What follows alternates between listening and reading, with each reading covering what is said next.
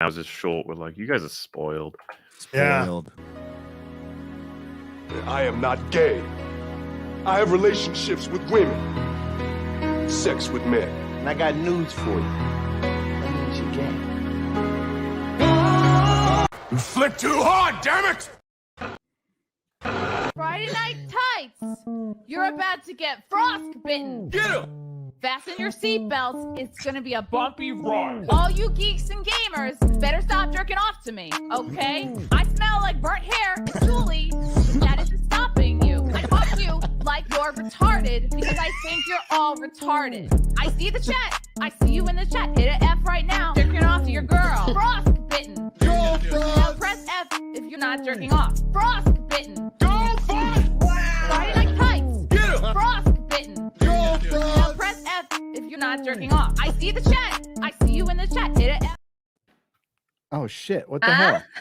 What does it mean? Heel versus baby back. Real BBC with heel versus. Dude, what the baby hell fat. happened? Baby Boomer.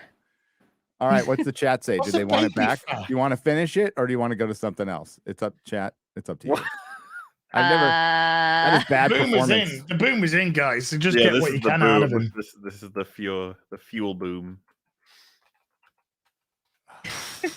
Move on. Someone No move one even on. knows what happens you there. wanna take a life? Do you wanna cross that line?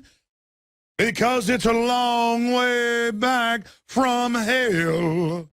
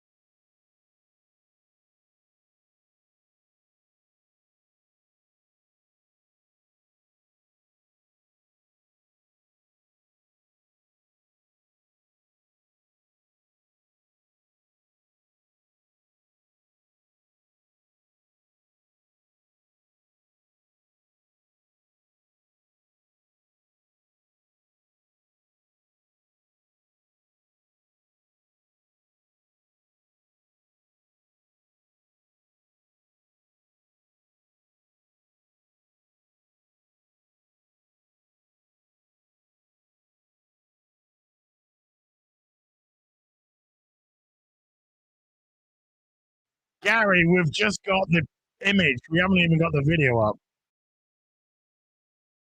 I couldn't hear a word you were saying there. What was that?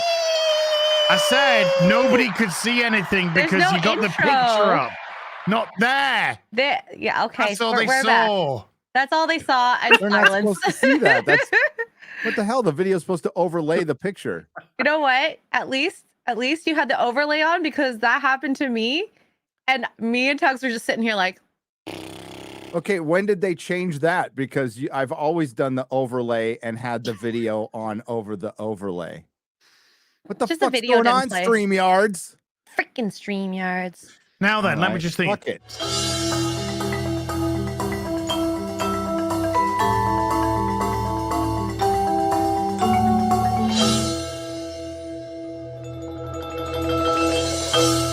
Wow, Gary. The following program is rated TV MAL. It contains strong language I'm and is sorry, intended I only for just mature got audiences. for 3 years and then Gary, stop arguing over the credits. It's really unprofessional.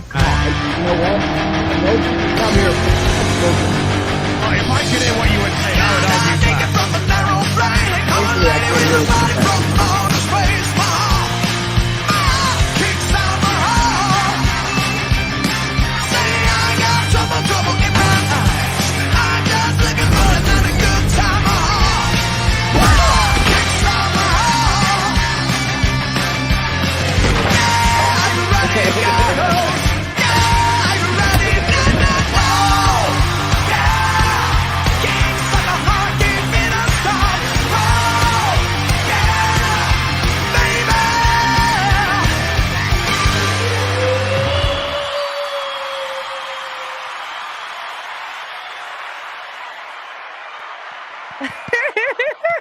You don't deserve an applause.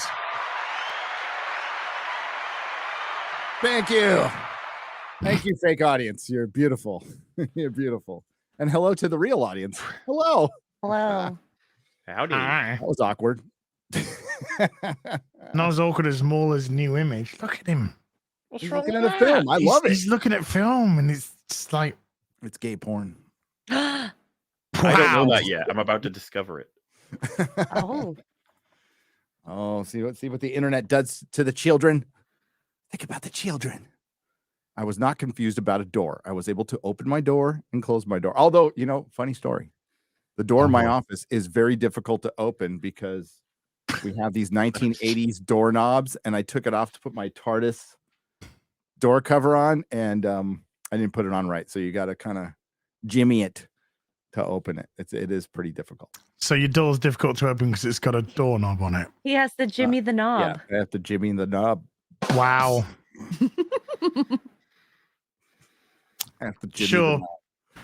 You haven't got a certain young Gotta lady. shake it the right way. Wow. What? She's Okay, already mate. talking about wet ones and all kinds of stuff. You missed the stuff before. You know in what? real life. There was Wet no bird. nooner Throw me off. yesterday, okay? Yeah, You no, there wasn't. deprived me of a nooner. I am so sorry. Oh, wait, hang on. Oh my god, I'm so sorry. You gotta, Gary, you just gotta text me when you're not doing a nooner. So I just know that I can stream The Witcher. You can stream The Witcher whenever you want. I don't rule to the be fair, internet. Come on, stop it. People Do people 12-hour already Witcher say that streams, shit. so Kinda That's all take I'm up a doing big old tomorrow. show. You I'm just saw sorry. the opening of this show, people. Yeah. Okay, so there is no master list of like, all right, today Geeks and Gamers will stream at 8 p.m. Eastern.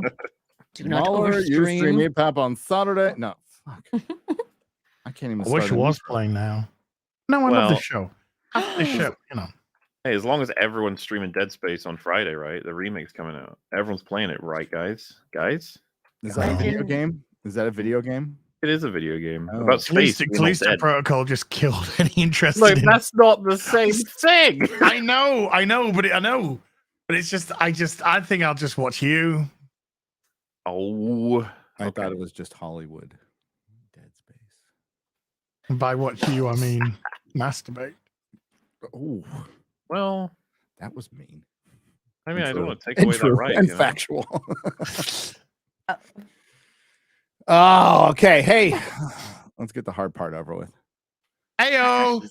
Oh, you can't say that. No, this actually suggests Not with these. It's not these Wow. guys. Gary. there are women here. Come on. Well, MauLer's only in human years, I'm a little but in cherub. Cthulhu years, he's only like 4. Yeah, I'm an innocent little Cthulhu monster. Yeah. baby He's mom. only been around for 4 billion years. Yeah. Exactly. Yeah. Don't even know about the bids and the bees yet. No, you haven't. Well, you haven't killed them all. Eating them. He's not a good. There's no good Eldritch gods. Okay. Well, relative to other gods, so you know. Well, they're Some not of those good, other nor guys, dude. evil. Oh, some of those other guys like TLJ and stuff. They're way eviler than me. Well, I mean, he's got a point. See, This is true.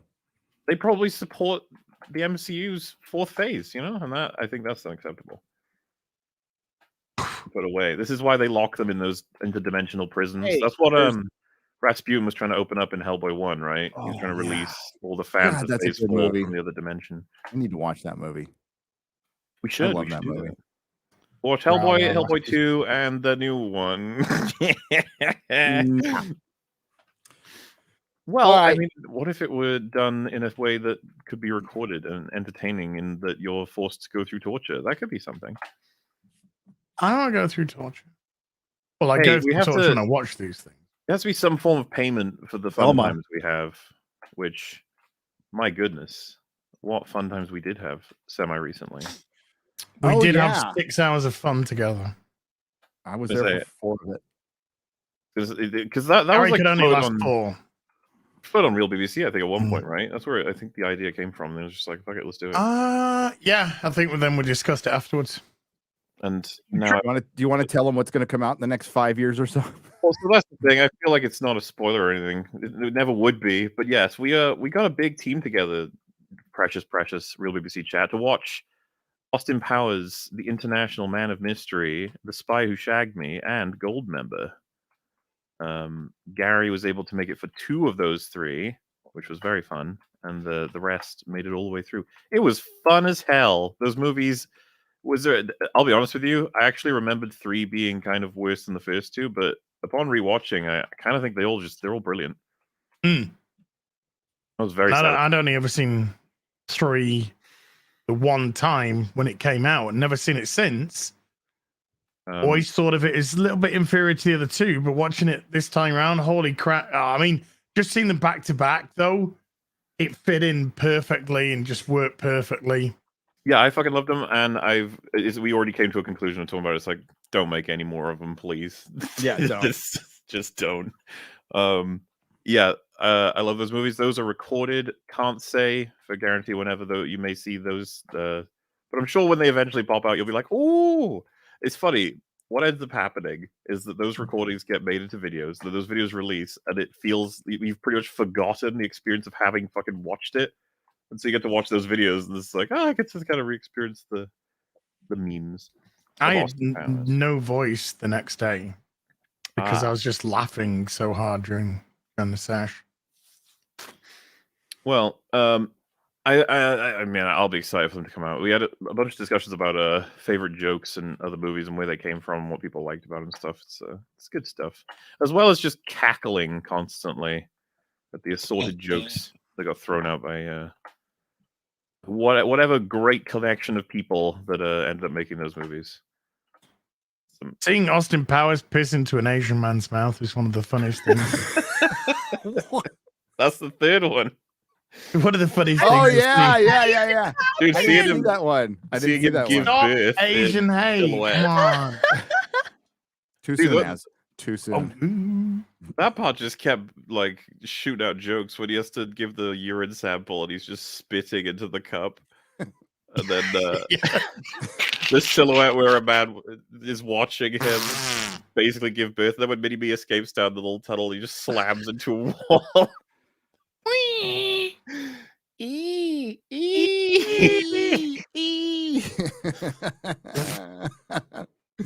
Oh, I gotta go get I've got a mini me. I've got a McFarlane toys. He's like this big in his little spacesuit. It's the greatest thing ever. By the way, I thought we were just watching all the movies as mates. Yeah, that's what I kind of thought too. And then MauLer's just like, right, gonna start recording. Then I'm like, what, hey, whoa. I thought we were just. And you'll go on to thank me when they come out because people will love them. Oh, it was great. It was so good. I don't know how that bless your editor, because it's just us pissing ourselves laughing for 2 hours. Chop. Oh, so good. Looks like a giant Johnson. She wants to go in the bag and shag it. Oh God, it's so good. Ivana Hampala. Yeah, a lot of vagina. When it says a lot of vaginas penthouse.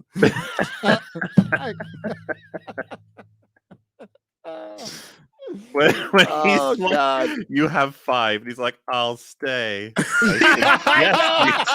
I do like to live dangerously. You lose. Okay, before we start laughing too much, we got to do something serious, you fuckers. Oh, you keep talking. Nina's not here. This is hard. See, I wish it was a situation like I offered her $50 million. She told me to fuck off, and then we could fight and do like streams and stuff. But no, it was Nina is no longer with us. It's whoa. With the show, Gary. She's alive. You can't She's say it like alive. that. For No. fuck's sake. Oh, she's alive. Thank God. Nina is Oh. alive. She's She's well. alive and well. We haven't killed her. No. Holy God. shit. Let me finish, ass. No. Give him at least No, 38 I didn't want seconds. to let Ed. you finish because it sounded like supposed you to be fucking serious. You died. son of a bitch. Holy. Okay, the truth of the matter is I did offer her $50 million and she told me to go fuck myself. That's it. No. You offered me £3.50 and a used tampon. And you took it. I Well, was gonna say. Wait a minute, it's your show. it was. Oh, now it's my show. You Right. started it. God, oh, yeah, well, this is true. This is true. Jesus Christ. Eric, So- Gary, and I, can I talk? I was going, no, you do this. We'll do the thing. I'll do the thing later. Don't worry. We're not bringing up the millionaires fighting each other. No. Yet. No, we're not. So yeah, it's just she was with us for a week. We're gonna get back into the comic stuff pretty hardcore. Not a week, Gary, a year. Oh, did I say a week? You I killed told you to her. dig me- Then you said she was with us for a week. Okay. Oh my god. Do you want me to take over, Gary? Are you fucked in the head today or what? I haven't streamed in like 4 days. I'm just getting back to Jesus, man. A week, $50 million. For a year. Has She's it dead. been a year? Has it been a year? I think so. Yeah. Well, to the day, because she started on the 25th of January last year. Wow. But who's counting? Me. Just as. And the only reason you know that is because your birthday's what? On the 25th of January. Yeah, okay. Just checking. Happy early birthday. You know what? I love Nina. Nina's my friend. We will continue to stream with Nina. She will be on a nooner very, very soon. I'm going to stream with her this Sunday or next Sunday. Very soon. You're streaming with her on the 8th. We're still friends. So it wasn't, that's what made it like more difficult, to be honest with you. But it just, some things don't work out. It was like it was a chemistry.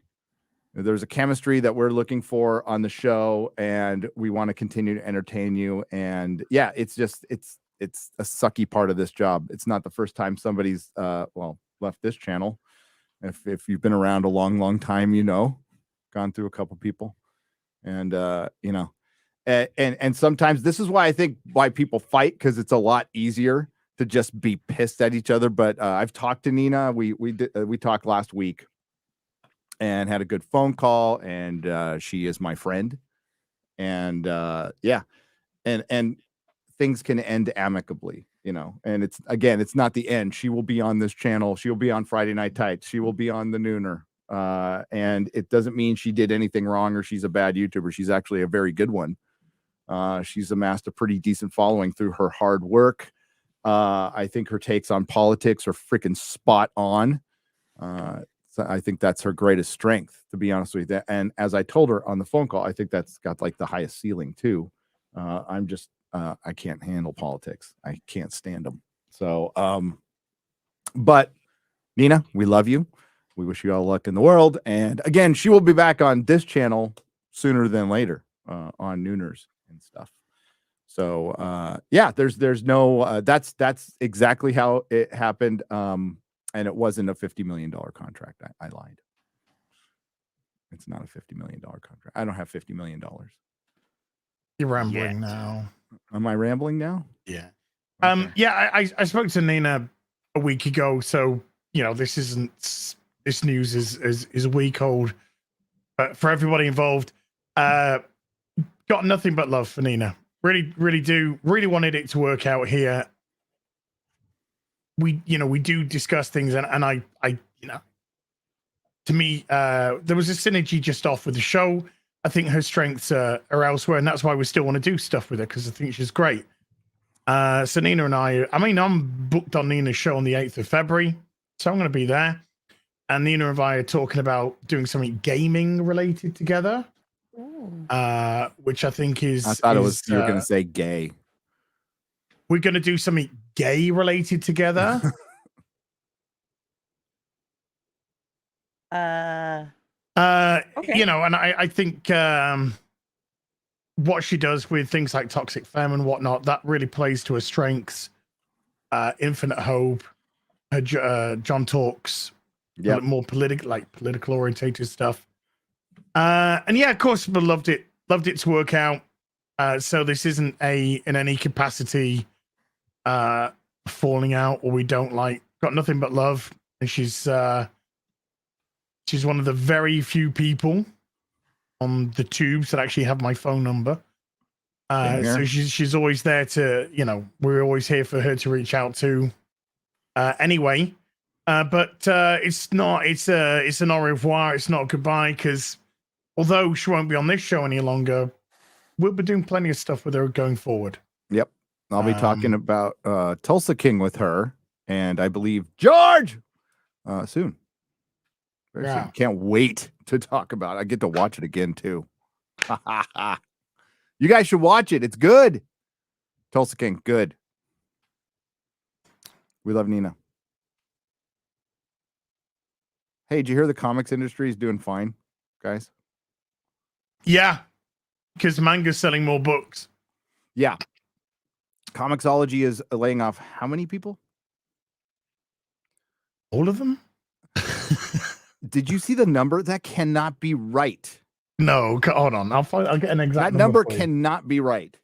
There's no way that number can be how many people were working at Comixology. A digital 18,000. 18,000. What the hell? The retail giants plan to cut 18,000 jobs in its stores division. How many people work? Majorly affected Comixology workers. There are Tortuga sites that are run by a Russian in a cave. That 18,000? Heelvsbabyface is run by a I'm confused. New How many workers do Zealander. they even have in the first place? Dude, 18,000 people worked at Comixology. Are you fucking kidding me? Damn. And it ran like shit. Well, they fucked it up, right? Oh, I gave up with it. I gave up on it. Because you couldn't I never used you it. couldn't buy the comics from Once in a fucking while. Amazon. No. You had to go onto the app to buy the comic, but it's linked to Amazon. So why couldn't you just buy it from Amazon? Because it's listed on Amazon. So why would you list it on Amazon and then not be able to buy it from fucking Amazon and then just download it on your app when you open up your app eventually? Oh, that's how I read Longbow Hunters, right? Yeah. But that's when it was working. It was working fine, and it had like Zoom features, and you can but like digital was never going to take. I think there's a great lesson to be learned. So back when I owned a comic shop, everybody drink. Digital came around, and every retailer freaked out. Most retailers freaked out. Some of us saw it as like, hey, I don't particularly feel threatened by this. Comic books is a tangible thing. And if it gets more people to read it, at the time they were offering, the only thing I complained about is they had this little sticker in some of the Marvel Now comics where you can get a free digital, which I'm totally fine with. But the sticker fucked up the comics in the box because it would, when you have the comics stacked on each other, the sticker would protrude out. So you'd have this bend in it, and everybody was complaining. But no, I was always of the philosophy, I want comics in 7-Elevens, grocery stores. I want them everywhere. I want them everywhere because if we get a percentage of the people that because that's how I bought comics. And then I got into them, and then I sought out a store, a specialty store. And that's what we were. But the specialty stores were a lot of them were run by people who never had a real job, never run a business. Comics was their life. So they knew a lot about comics, but they were always feeling threatened because the industry has always been a self-loathing industry. But the big difference currently, it's more so, and it's also an industry with everybody with one foot out the door. Netflix deal, whatever. I don't really want to do this. Instead of having somebody like Jack Kirby who can produce just thousands of pages and was a machine. So now everything's fragmented. That might be good. But digital was never going to be the future. Never thought it would be the future. I thought if it infuses some more money in the industry, maybe they can keep some talent around. But the corporations just did what corporations do. They kept the money. They didn't farm it out to their industry. They kept the same assholes running it who have been running it into the ground for 20 years. And now here we are in this really healthy comic industry that has to be basically the American comic book industry is a parasite on manga at this point. They are just latched onto them like a freaking zombie ant or whatever in their death bite, holding on to their success. And there's morons, what's her face from the Comics Beat. I'm blanking on her name because I don't care. Who's always saying that things are doing great. Well, of course she's going to have to say that. Her entire existence relies on the comic book industry.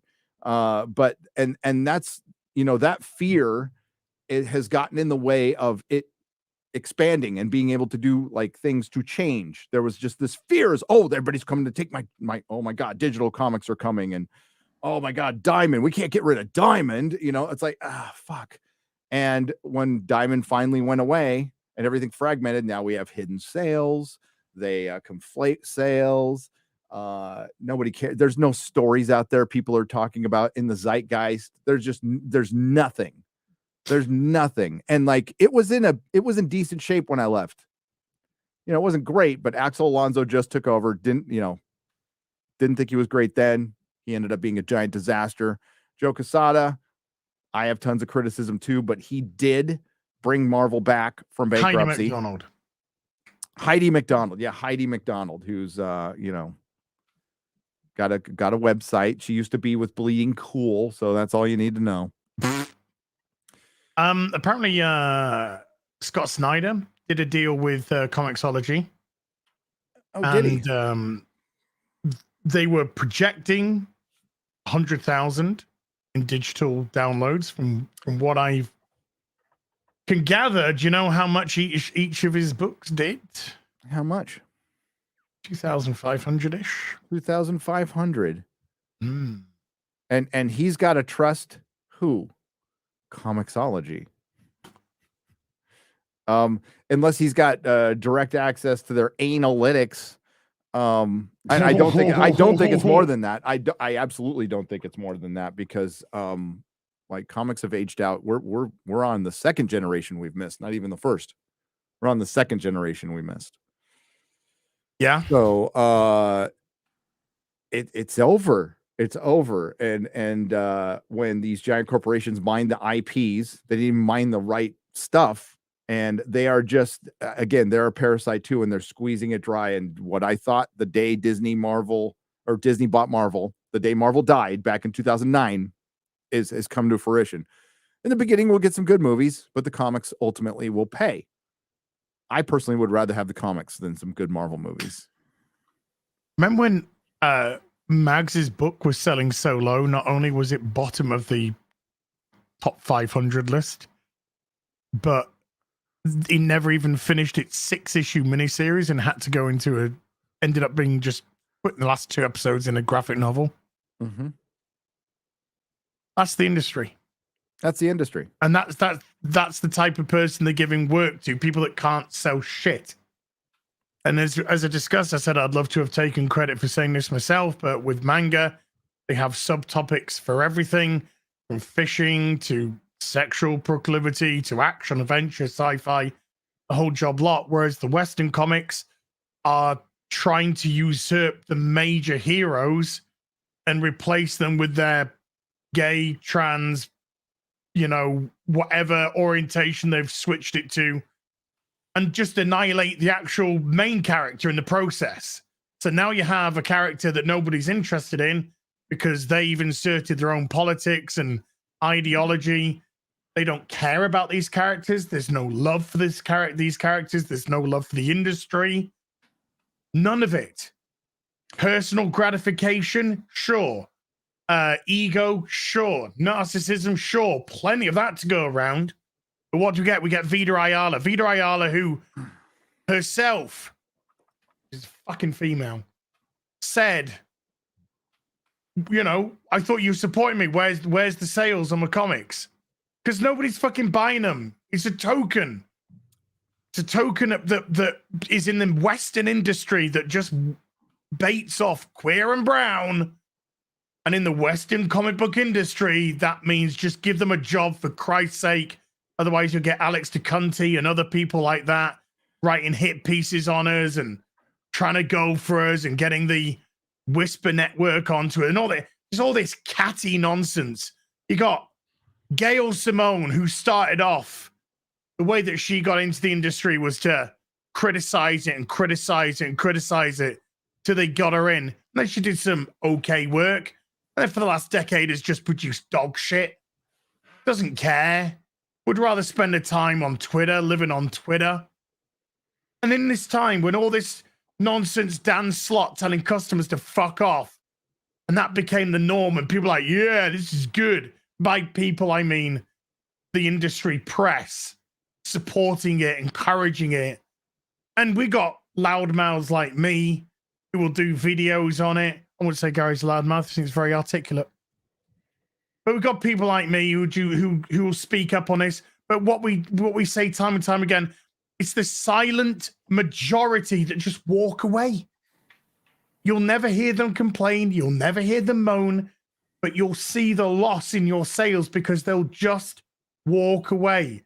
And that's not because they fall on one side of a political spectrum, because normal people will see comic book writers and like Dan Slots telling customers to fuck off. And I'll be like, this is not what I want to be involved with. Yeah. This is not who I want to support. They don't want they don't want the aggravation. This is their escapism. And that's a lesson I learned at the comic store when One More Day came out. And like the Spider-Man subscribers just dropped in half like overnight. So and it turned so many people off, they stopped coming to the store. So I had these, subscribers piling up, and once in a while I'd call, say, hey, how's it going? You guys all right? You're okay. And they just said, I'm done. No, One More Day did it, or Superior Spider-Man. That was another one that did it too. One More Day was JMS, right? It was. Yes. It was shit. That's like a 1-2 punch. Not only is it just a bad story, but that's the guy who wrote it. It's like, what the fuck? Yeah. Remember how we haven't heard anything about the Babylon 5 reboot ever since it was put on hold? Yeah. Is that a reboot though that we don't really want to happen? Wasn't it like there's a lot of red flags, right? Most of the cast is dead. Yes. Half the cast is dead. And I don't want to see it rebooted. It's perfect as it is. I was gonna say that is a show that people just need to rewatch. They don't need it rebooted. Maybe remaster some special effects and put it in 4K. That'd be fun. Yeah. That I'm down with. I'd crowdfund that shit to make it happen. But fantastic show. Yeah. So and we've never known comic sales, true comic sales. It is comics sold to the shops, as many people have said over and over again. I knew what my sales were. I kept track of them. So, and I've talked about it, and I would guess I would be average store. I would be pretty average store. I wasn't your newsstand store that just sold new releases. I sold back issues too, and collectible toys. Did not sell cards or anything because I didn't know much about them, but I sold collectible toys, statues. But still, 85% of my sales were comic books. And my new release rack was huge. And up until the time I left, and I remember I was my own worst enemy on that one. I relapsed, right? But up until the time I left, there were lines out my fucking store on Wednesday. Lines out the door every Wednesday. That started about, I think I was 7 years in. So it was like my last 3 or 4 years of business. Lines out the door on Wednesday. People could waiting outside before we opened. Like that kind of enthusiasm. So what you're trying to say is you had a huge rack? Yeah. I had Wow. a huge rack. I did. Awesome. The comics were pretty good. Nice. People were excited. The MCU was just starting up, and it was doing pretty good, and things were looking great. But Marvel Disney hadn't really sunk its teeth in until it was like 3 or 4 years later when they sunk their teeth into Marvel and truly just killed it. So it doesn't exist anymore. As a matter of fact, like calling it Marvel is dead naming it. It's Disney Marvel. Marvel doesn't exist. Star Wars doesn't exist. There's Disney Star Wars and Marvel, Disney Marvel. That is it. So based on my sales and talking to my customers anecdotally, but I talked to my 400 subscribers. I had 400. Talk to them every week, and most of them every week. And most of what I heard from the avid comic from people like, I need to buy this every, and your boy Zach calls them like retired dentists, but they really weren't.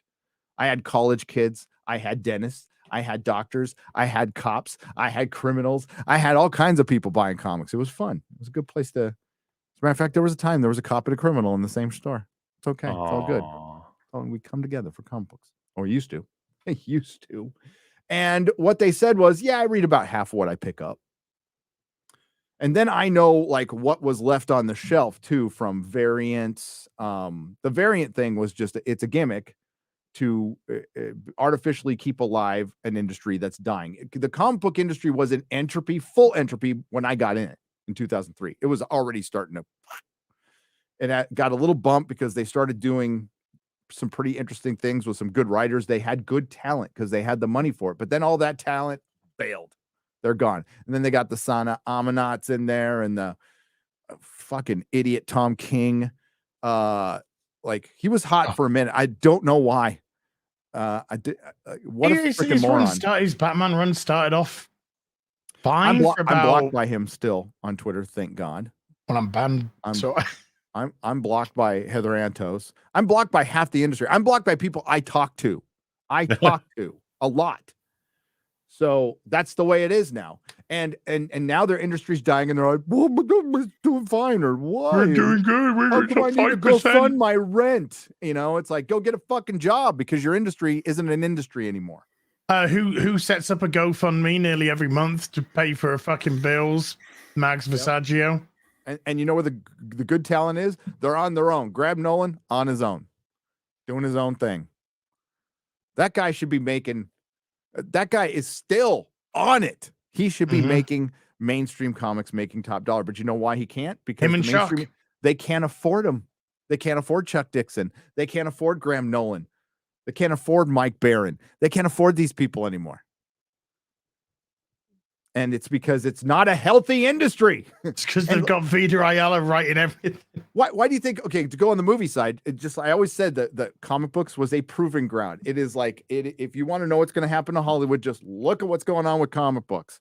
And there's like, look what's going on with video games. We can go down and down and down. Digital was just a part of it, right? But what digital does is it makes your very unique, tangible thing. It makes it inconsequential. It makes it's disposable. The word is disposable. I was looking for. It makes it cheap. And you don't want an electronic device to take away what makes comics. You know, the paper, the turning of the page, the physical copy, having it, bagging it, boarding it. It's a meticulous thing for a comic creator to do. You don't want to be sliding across an iPad, seeing computer generated art with poor backgrounds and even poorer artwork and just scrolling through that. And then having, let's say, Comixology goes under and they shut down the app, losing it all. It's gone. You want the physical thing. And it's going under. Like we had a worker come out, Clownfish did a TV, did a video.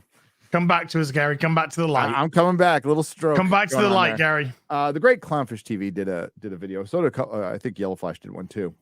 And there was an employee who said, "Yeah, I'm just keeping everything together with Scotch tape right now."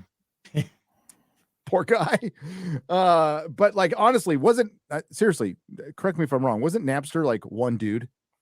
Yeah. Well, Napster was a dude. It started off with a dude. And it was just a dude. And 18,000 employees. I can't imagine. Is Perry Chan in here? Hi, Perry. What's up, Perry? Hi, I can't imagine. Look. Oh, hey, wait, hang on. Oh, wait. Where? Yes. Yeah. Yes. Oh, there he is.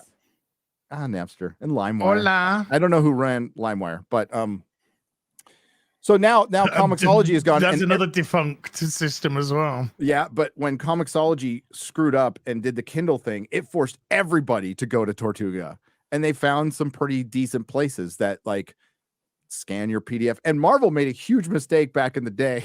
I'll never forget this. I've got them all too. They put massive omnibuses on CD-ROM. Remember that? Amazing Spider-Man 1 through 500, yeah. Fantastic Four 1 through 500, X-Men 1 through 500 on a CD-ROM that you could just rip, and it's freaking PDFs. I was like, what are you doing? Wow. Makes the job a lot easier. Dude, it does. Yeah. And that's how you can get Amazing Spider-Man 1 through 500, which honestly, that's a great. It gets pretty dodgy after 500. It gets pretty freaking dodgy after I 500. gotta say, not too bad to go for 500 issues and then be okay Well, for that long. I want to give this is what I think Spider-Man is a superior superhero to Batman, but I got to tip a cat to Batman. Batman, a little more consistent over the time. He is. Well, for one, he's a superhero. He's got powers. Okay. Well, I'm going to trigger people. wow. Batman's still a superhero. Don't get, I'm not going to get in that argument. Batman's a superhero. I'm just fucking with you. No, Spider-Man is a superior. If I put a gun to my head, I love them both, but Spider-Man's better. Wow, look at that poll. That's cruel. Okay, Gary's. I like Batman, dude. He's in a weird spot today. Don't worry about it. Dude, what are you talking about? I've always said that. Are you new? I've always said that. I don't Spider-Man will remember kick this. Batman's ass. He's got spider sense. Yeah, but Batman. he's Spider sense. Batman. Spider sense. Spider sense. Batarang. Spider sense. Spider sense. Spider sense. But like Batarang, if he throws two, Spider sense. 3 of them. Spider He sense. could. I'm gonna Batman just would argue, and he's gonna. Say Batman would Spider-Man. fight. He would Super use his strength. gadgets to confuse his spider senses. That's how. That's You how can't Batman would confuse defeat. It's not like Daredevil. You can't confuse Yeah. his spider senses. Yeah, he Unless would. He like, will well, set okay, off if he so gets a many venom little. suit. So if he gets little if he things gets a here venom and bat there. suit, oh sure, all right, he can do it. Spider-Man. Hey, Batman would he would put up a damn good fight though. He would. Bat sense. Shut up, Garrett. He has sonar, baby. He's gonna be able to. He's see got the Spider-Man power coming. of rich white male. Remember? You guys, there was 2 guys. I swear to God, were screaming. I had to tell them, guys, could you take it outside? Because my kid was there. Over Hulk versus Superman. Like that was a real like This is what knockdown, nerds used to drag down. fight. This is what used to Yes. fight over. Okay, maybe I'm missing something. You guys are gonna school me hard on this or something, but doesn't Superman just win? Not necessarily.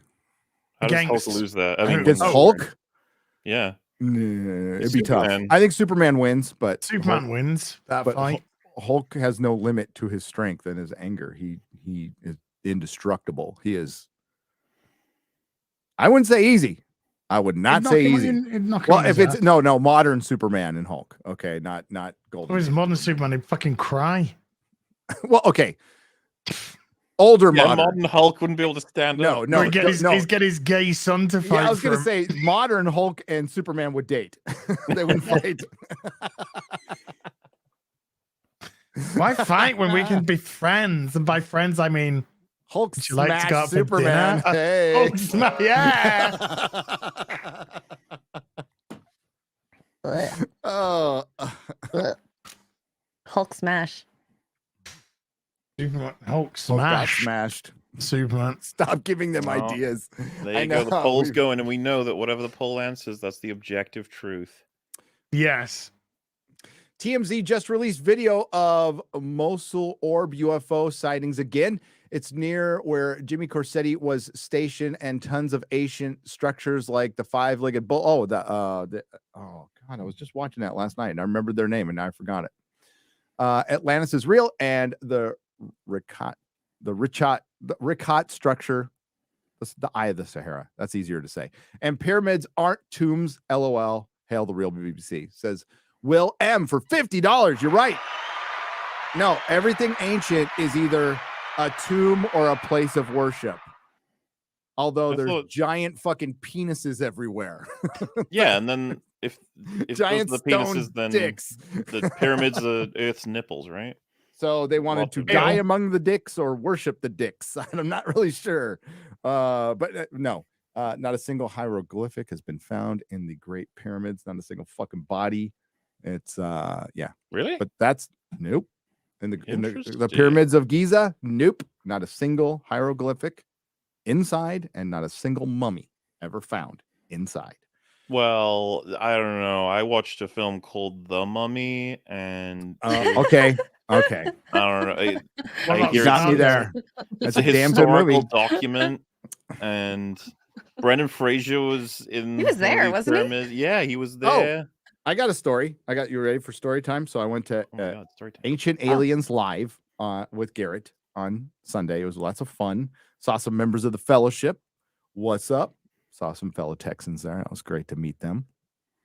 And I saw we did the really gay VIP, like you get a autograph poster and a picture with the guys. So it's Travis from Skinwalker Ranch. Love that fucking show.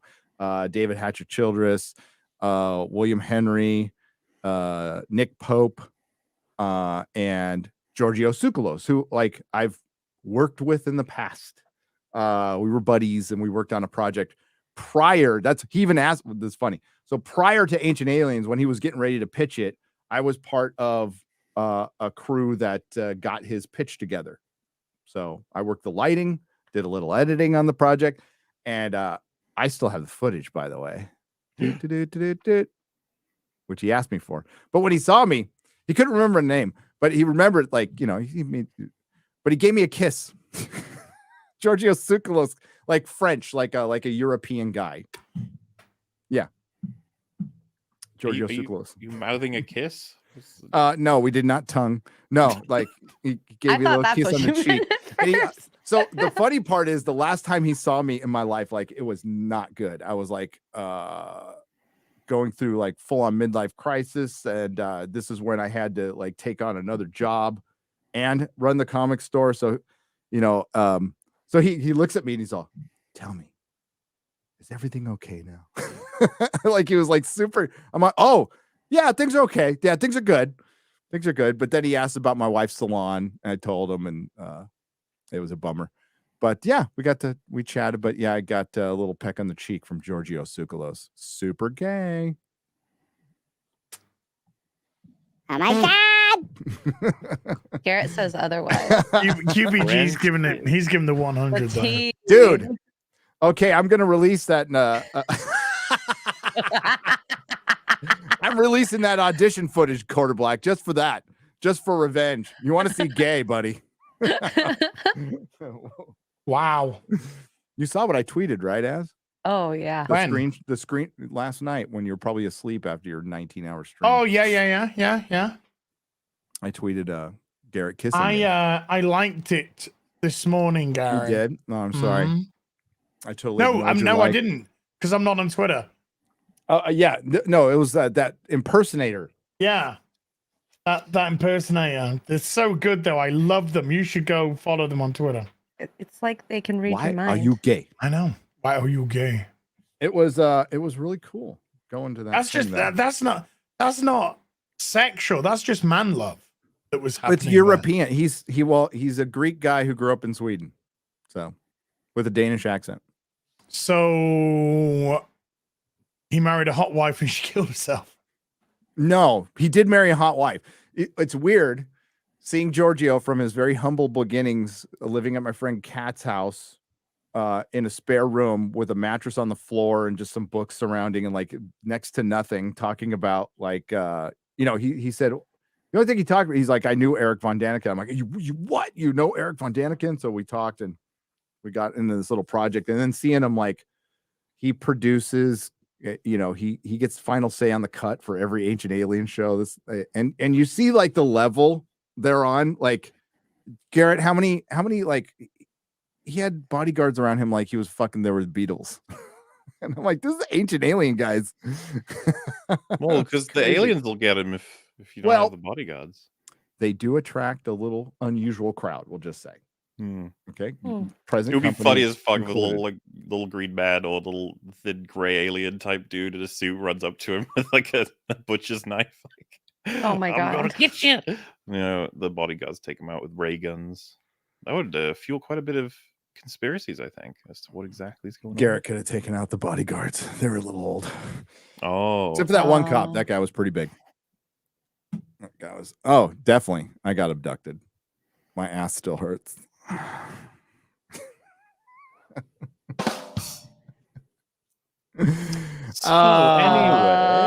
Anyway, about French kissing. Well, it's a natural place you get to when talking about pyramids, This is what happens when it's the BB he now. That's right. Just a lot of dick talk. A lot of dick talk going on. I need to get that clip from Austin Powers where he's all, I've got an idea, and he just punches the chick in the face. I need that clip. Make it happen. Garrett, give me that It's not a clip. woman, it's a man. It's a man, baby. Man, baby. Baby. Damn it, man. That's my mother. That's my mother. You got to admit, she looks a little mannish. Sorry, Basil. I thought she's a man. I mean, I just love look the at her.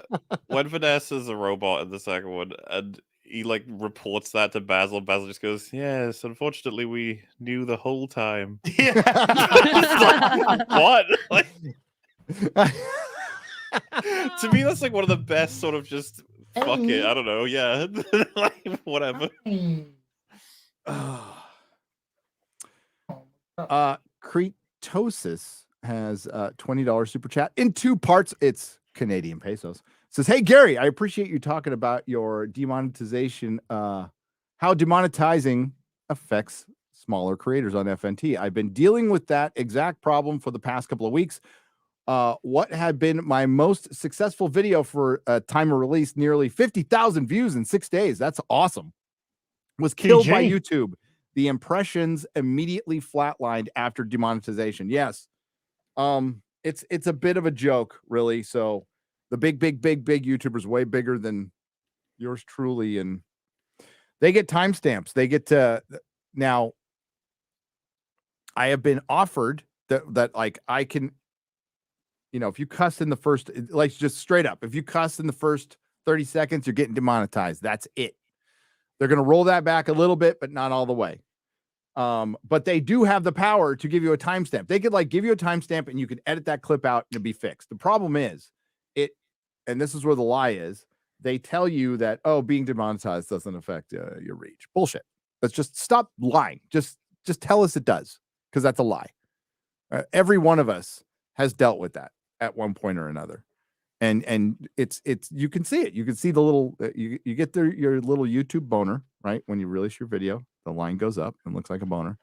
And then Margaret Thatcher naked on a cold day. It just goes down. Margaret Thatcher naked on a naked day. Naked on a naked day. Is what we just said. I know. Yeah, are you okay? No.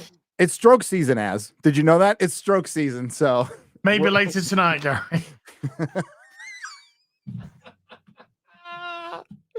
You didn't hear that somebody actually said it's stroke season. I guess that's an actual. So I keep smelling burnt toast. All right. My mind went somewhere else. Oh, that's stroke. Yes. Oh, it's stroke season, ladies and gentlemen. Yeah. Hey, I like it like that. Ooh, yeah. Welcome to stroke season. That. Oh, yeah. I like it like that. Ooh. Take your vitamin E. Come on.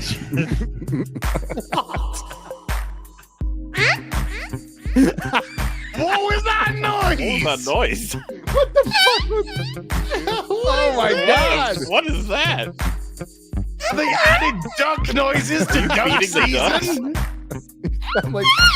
Sounds like a duck getting violated. That's what it sounds like. Oh, it's X-Ray Girl! Now it all makes sense.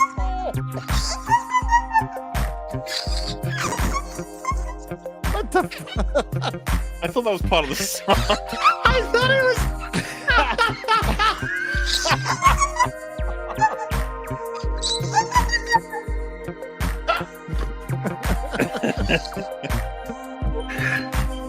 Oh my god.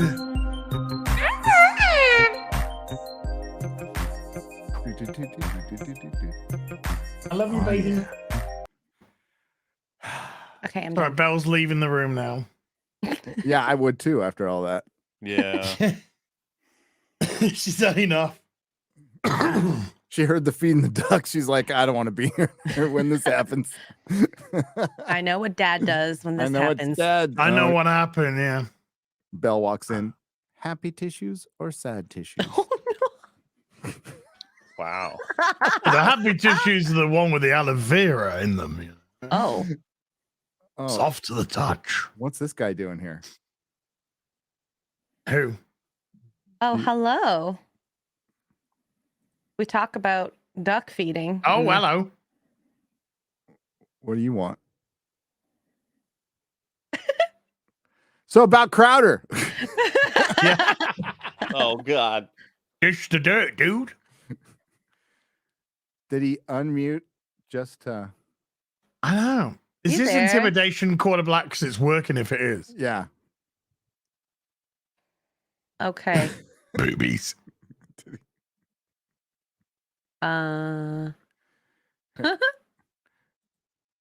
That's better. All Okay, right, then. on with the show. Okay, anyway, Thor's World for $20. Hail as your vid on M&M's was was hashtag Oscar so male worthy. Never change. Question for all. Sean Astin recently said that Sam and Frodo should have or even have kissed Gay? on the way to Mordor's Oh, thought. Can modern friendship ever No. be not gay? No. Wait, I've got an idea. Yeah. Garrett! Yes. Ah, that's why. Oh, he really did it. He was just like, that's- "Guys, look at That's against women. One of like 200 moments from that trilogy that are clippable. Oh, wait a minute. Hang on. Garrett, I love you, man. I really do. Wait, hashtag Oscar so male. Wait, I've got an idea.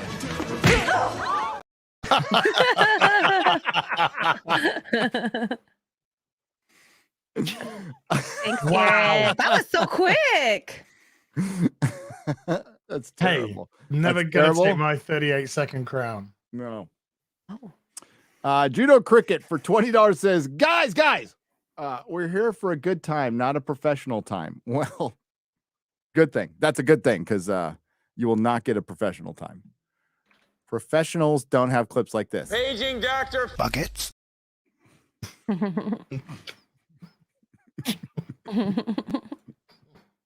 The Grizzly for $20. Comics were a physical media. Comics are no media now. The only thing left is manga and imports from Europe. Yes, bande dessinée. The French comics are actually they're freaking great. They just don't translate enough of them. That's the problem. There's so many good ones that we unless you learn French. I talked about like getting more people. I think it's possible though, because as Razor Fist has reported, their comic stores are huge and they're packed all the time and they sell like crazy. The thing is, the reason I don't think they get, it's not that expensive to translate because I had a couple of translators for Viz Media who shopped at my store forever, and it's French and it's easier to translate than Mandarin or whatever. Or Japanese, but or tangerine. But their comics are PC all the time either. So I think that's part of the problem. What are you laughing at? A meme. Someone made Fat Steven. I'll show you. What did Fat Steven do this time? 1 second.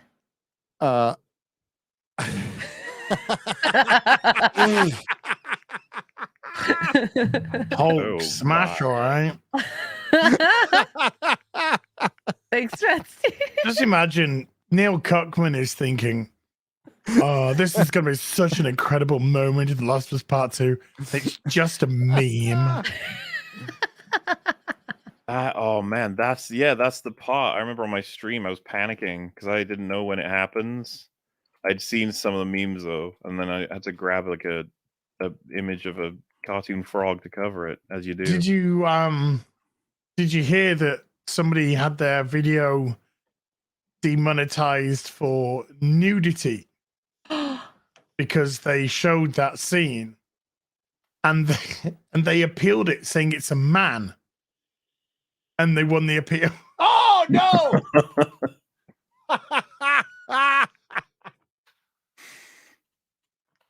You're not allowed to show naked guys anyway, are you?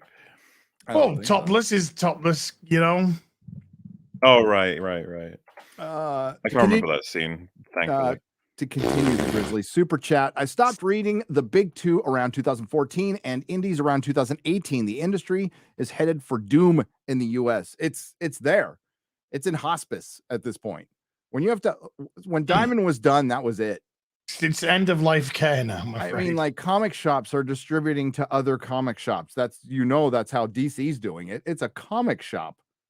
It's a fracking comic shop. And Brian was like, why would I buy from the competition? It's like, because you got no fucking choice. Because nobody wants to distribute comics. The reason Diamond was an unintentional monopoly, nobody wanted to compete with them. Or they would have if it was profitable. And I kept bringing that up at the fucking retailer meetings. And, a couple people would agree with me, but like I was looked at like a total moron. I'm like, if we were healthy, there'd be another distributor. Diamond, when I started, I've told the story before, sorry, but it was 2003 and my ordering system was in DOS. We had to keep an old computer around to order. And it wasn't until like 5 years later that they updated to something Windows XP, it was like, what the fuck? And yeah. Good news, we're moving from DOS to Windows Vista. Oh, you want to hear? At least it was XP. That's reliable. XP was good. Yeah. Oh, XP was great. XP was absolutely great. Loved it. Didn't try and market to you all the time and fuck you up. Then I went to a point of sale purchase system for a few years, which was great until San Francisco said, we're going to tax your point of sale purchase. I think it was like $100 a year. And they were doing it through the food and beverage thing. It was weird.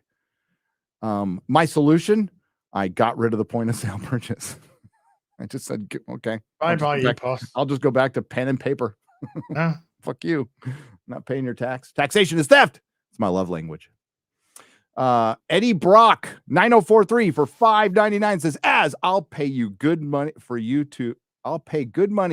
you and Gary to do the last T. Louis original or part 1 remake walkthrough. MauLer, please do your iconic Bruce Wayne from Gotham High. But wait, what do they mean by you guys do a walkthrough or something? What does that mean? Like you play together? The game? They want Gary and I to do a playthrough of the. Well, you guys are going to need a few years to do all the Witcher 3 first. Yeah. If I'm not retired, by the time. Well, the fact that Az has been streaming it for 10 years, at like 12 hours per stream, 5 streams a week, I feel like it's going to be a while before Gary's finished it. It's going to be a minute. I've got videos to make. Unless you just focus on the main story, that's it. On Witcher? Mm-hmm. No, I'm walking everywhere. We're going everywhere. We're going to pick up. I'm going to accidentally get on my horse and walk off every cliff I can. You don't have to. I almost played by myself for fun the other day. I thought about it. I did. It's called a nooner. Oh, wow. Oh, you're upset as. I did. I said almost. Mad. What a pussy.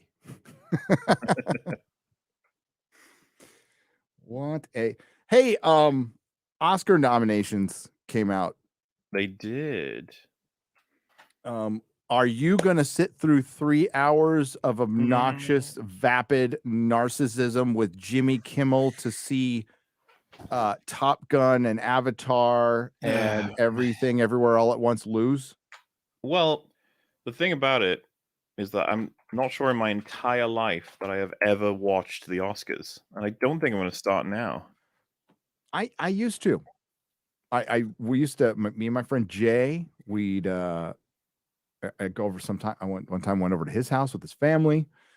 And his dad said the funniest thing I can't repeat it here though, because it's it's just sure does look like a lot of just stop right there. I can't say what I don't want to out Jay is awesome. His dad was awesome. But yeah, we when Lord of the Rings won and stuff, it was cool. And then Harvey Weinstein kind of ruined everything. By raping everybody. Damn it, Harvey. That was before he ruined everything again by raping everybody. He just made every dumb independent movie like Shakespeare in Love and all that garbage won all the time, and I just didn't care. It beats Saving Private Ryan. Oh God! What the fuck? Nobody agrees with that. Are you watching Shakespeare in Love? Are you any of you? Any of We you? were shown that in my school actually, and I remember thinking that was fine. Yeah. Wait, is that the Gwyneth Paltrow one? Yeah. Oh my. But do you know what else we were shown by our hyper-based history teacher was Saving Private Ryan? in Hell school. yeah! Oh. And oh god, it was That's a modern teacher. that wasn't. That's a modern teacher in San Francisco. Wasn't there? Isn't there a course at one of the I'm big sure there universities now is. where the guy's making his students watch gay porn? I feel that's a bit so weird. good about sending my kid to a Christian school. I feel like Melissa did good on that one. He's doing great, by the way. Good boy. Yeah, he's doing really good. Good grades, really responsive, making friends, isn't left off in a corner, being ignored, and yeah, it's nice. Bradley Burnett has gifted 10 Nerdrotic memberships for $50. Bradley Burnett, thank you.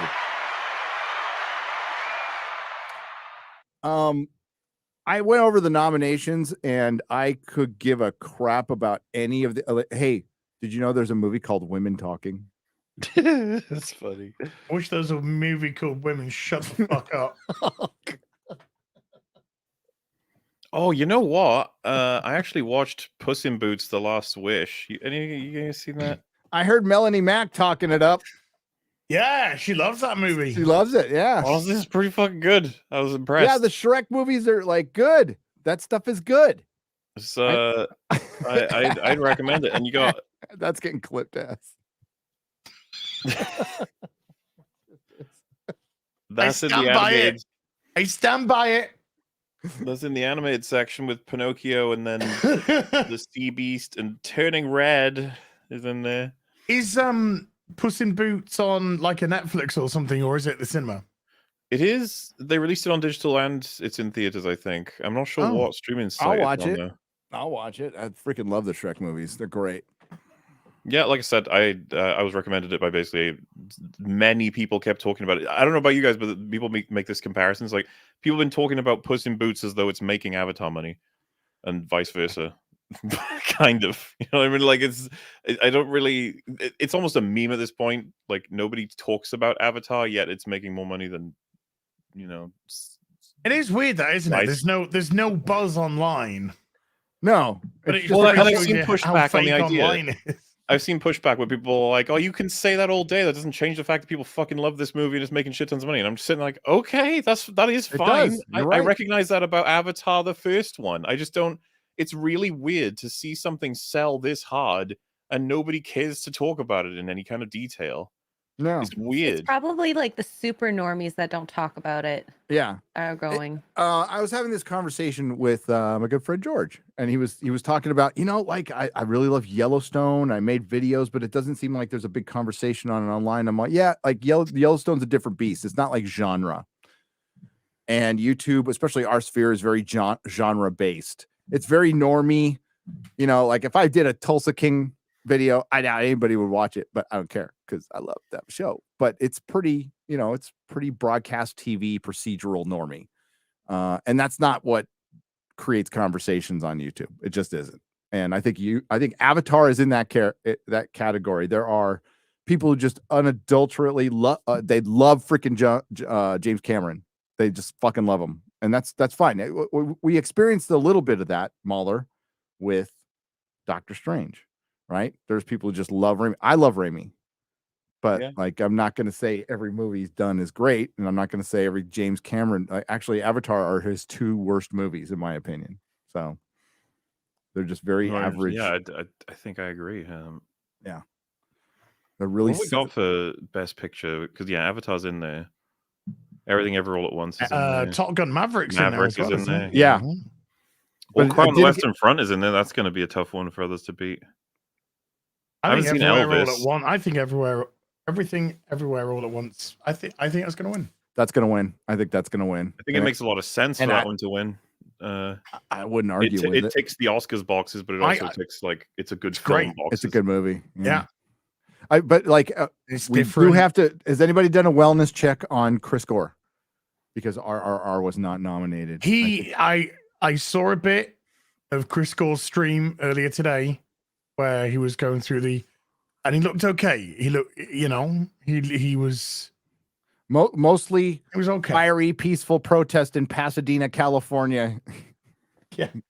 He's lighting, I don't know, what's an Oscar car? Like a Bentley or like what are those big black SUVs that they take all the movie stars to this? He's setting them on fire. Or a limousine? A limousine. They don't do limousines anymore, as they Really? do those big, they do like big Stretch Hummers.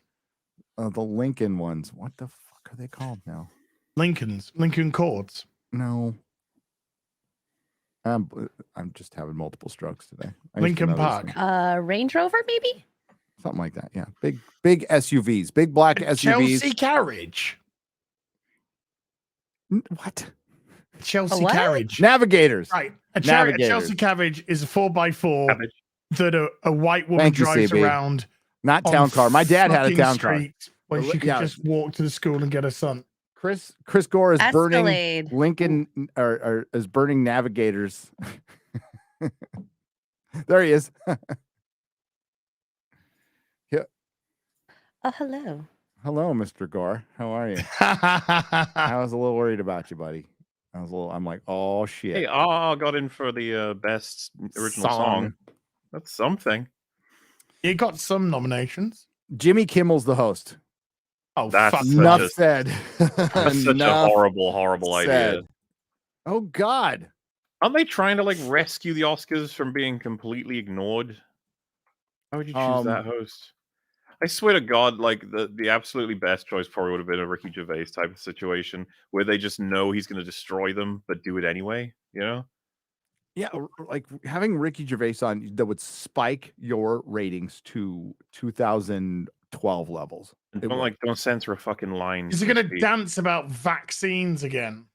Jimmy Kimmel? No, he'll probably cry about Trump or something. Is he going to admit he's a raging alcoholic?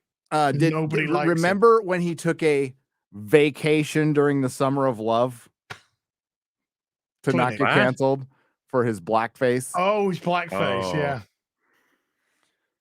Yeah. Sometimes I wonder if they have to do blackface in order to enter the industry, and then like it's like a thing you have to submit. Sarah Silverman. It's like it's like leverage, right? Like they're like you must provide us this image, and then we will allow you to climb the ladder, and we will use it on you one day. I think it's going to be. It didn't do anything, did it? Because he's still happily, gamely employed. Shame nobody's watching his show. I think a lot of them. They all get like a weird blackface thing going on, and every time it's just like, what the fuck? Why? It's because they're secretly racist. It just doesn't happen to me and many of the people I know that often that you end up like, that's my. How many times you done blackface in your life, MauLer? Well, does shadow face count? I was going to say, don't you have a dark face anyway? Darkness is relative. That's his helmet. I don't know. It's dark colored. His color? Yeah, you know what? dark, I'm just black. perpetually offended by this entire conversation. I've managed to go my entire life without doing blackface. Yeah, same.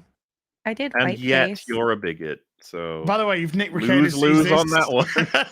If Nick Recatus, not having to go at you, Nick. Not having to go. What's up, Nick? We love Nick. But Nick did a very specific play. Okay. He's what? doing Drexel. He was doing Drexel. Yeah. True romance. There's a story behind it. Did you hear Drexel on his show? Was it over the weekend? Holy shit! I won't even get into it. Drexel's fucking hilarious, man. Oh yeah. Oh, dude. Shadow Chaser for $9.99. Happy early birthday to Az. It's easy to remember as my birthday is a week away on the 1st. Hey. Enjoying a snow day in Texas. Would you believe? Yeah, I escaped it. got the hell out of Lubbock when I saw the snow was coming in. I'm like, out of here. Take me to the south. No, I won't say that. Thank you. Yeah, happy birthday. Tomorrow. You'll get your Christmas present, and it'll be like your birthday Christmas present In for me. Easter. You'll get it. Well, yeah, you're going to get it in March. Well, it doesn't help that your postal service doesn't work from here. UPS doesn't work from here. So we got to FedEx everything. All right. So I got to send Tom Hanks on a plane, and then he's got to crash land on an island and jerk off to a volleyball, and then get on a plane and then deliver your thing. So. Oh no, I've crashed on an island. Oh, it's Epstein's Island. Oh no, says Tom Hanks. Yeah, I don't think we got the real story in that movie. I don't. I've always wanted to know what Wilson thought of the whole experience, but we never. It's very biased. I feel the retelling. Yes, we don't see it from the bull's point of view. I see X-ray when he loses Wilson in the ocean. I laughed.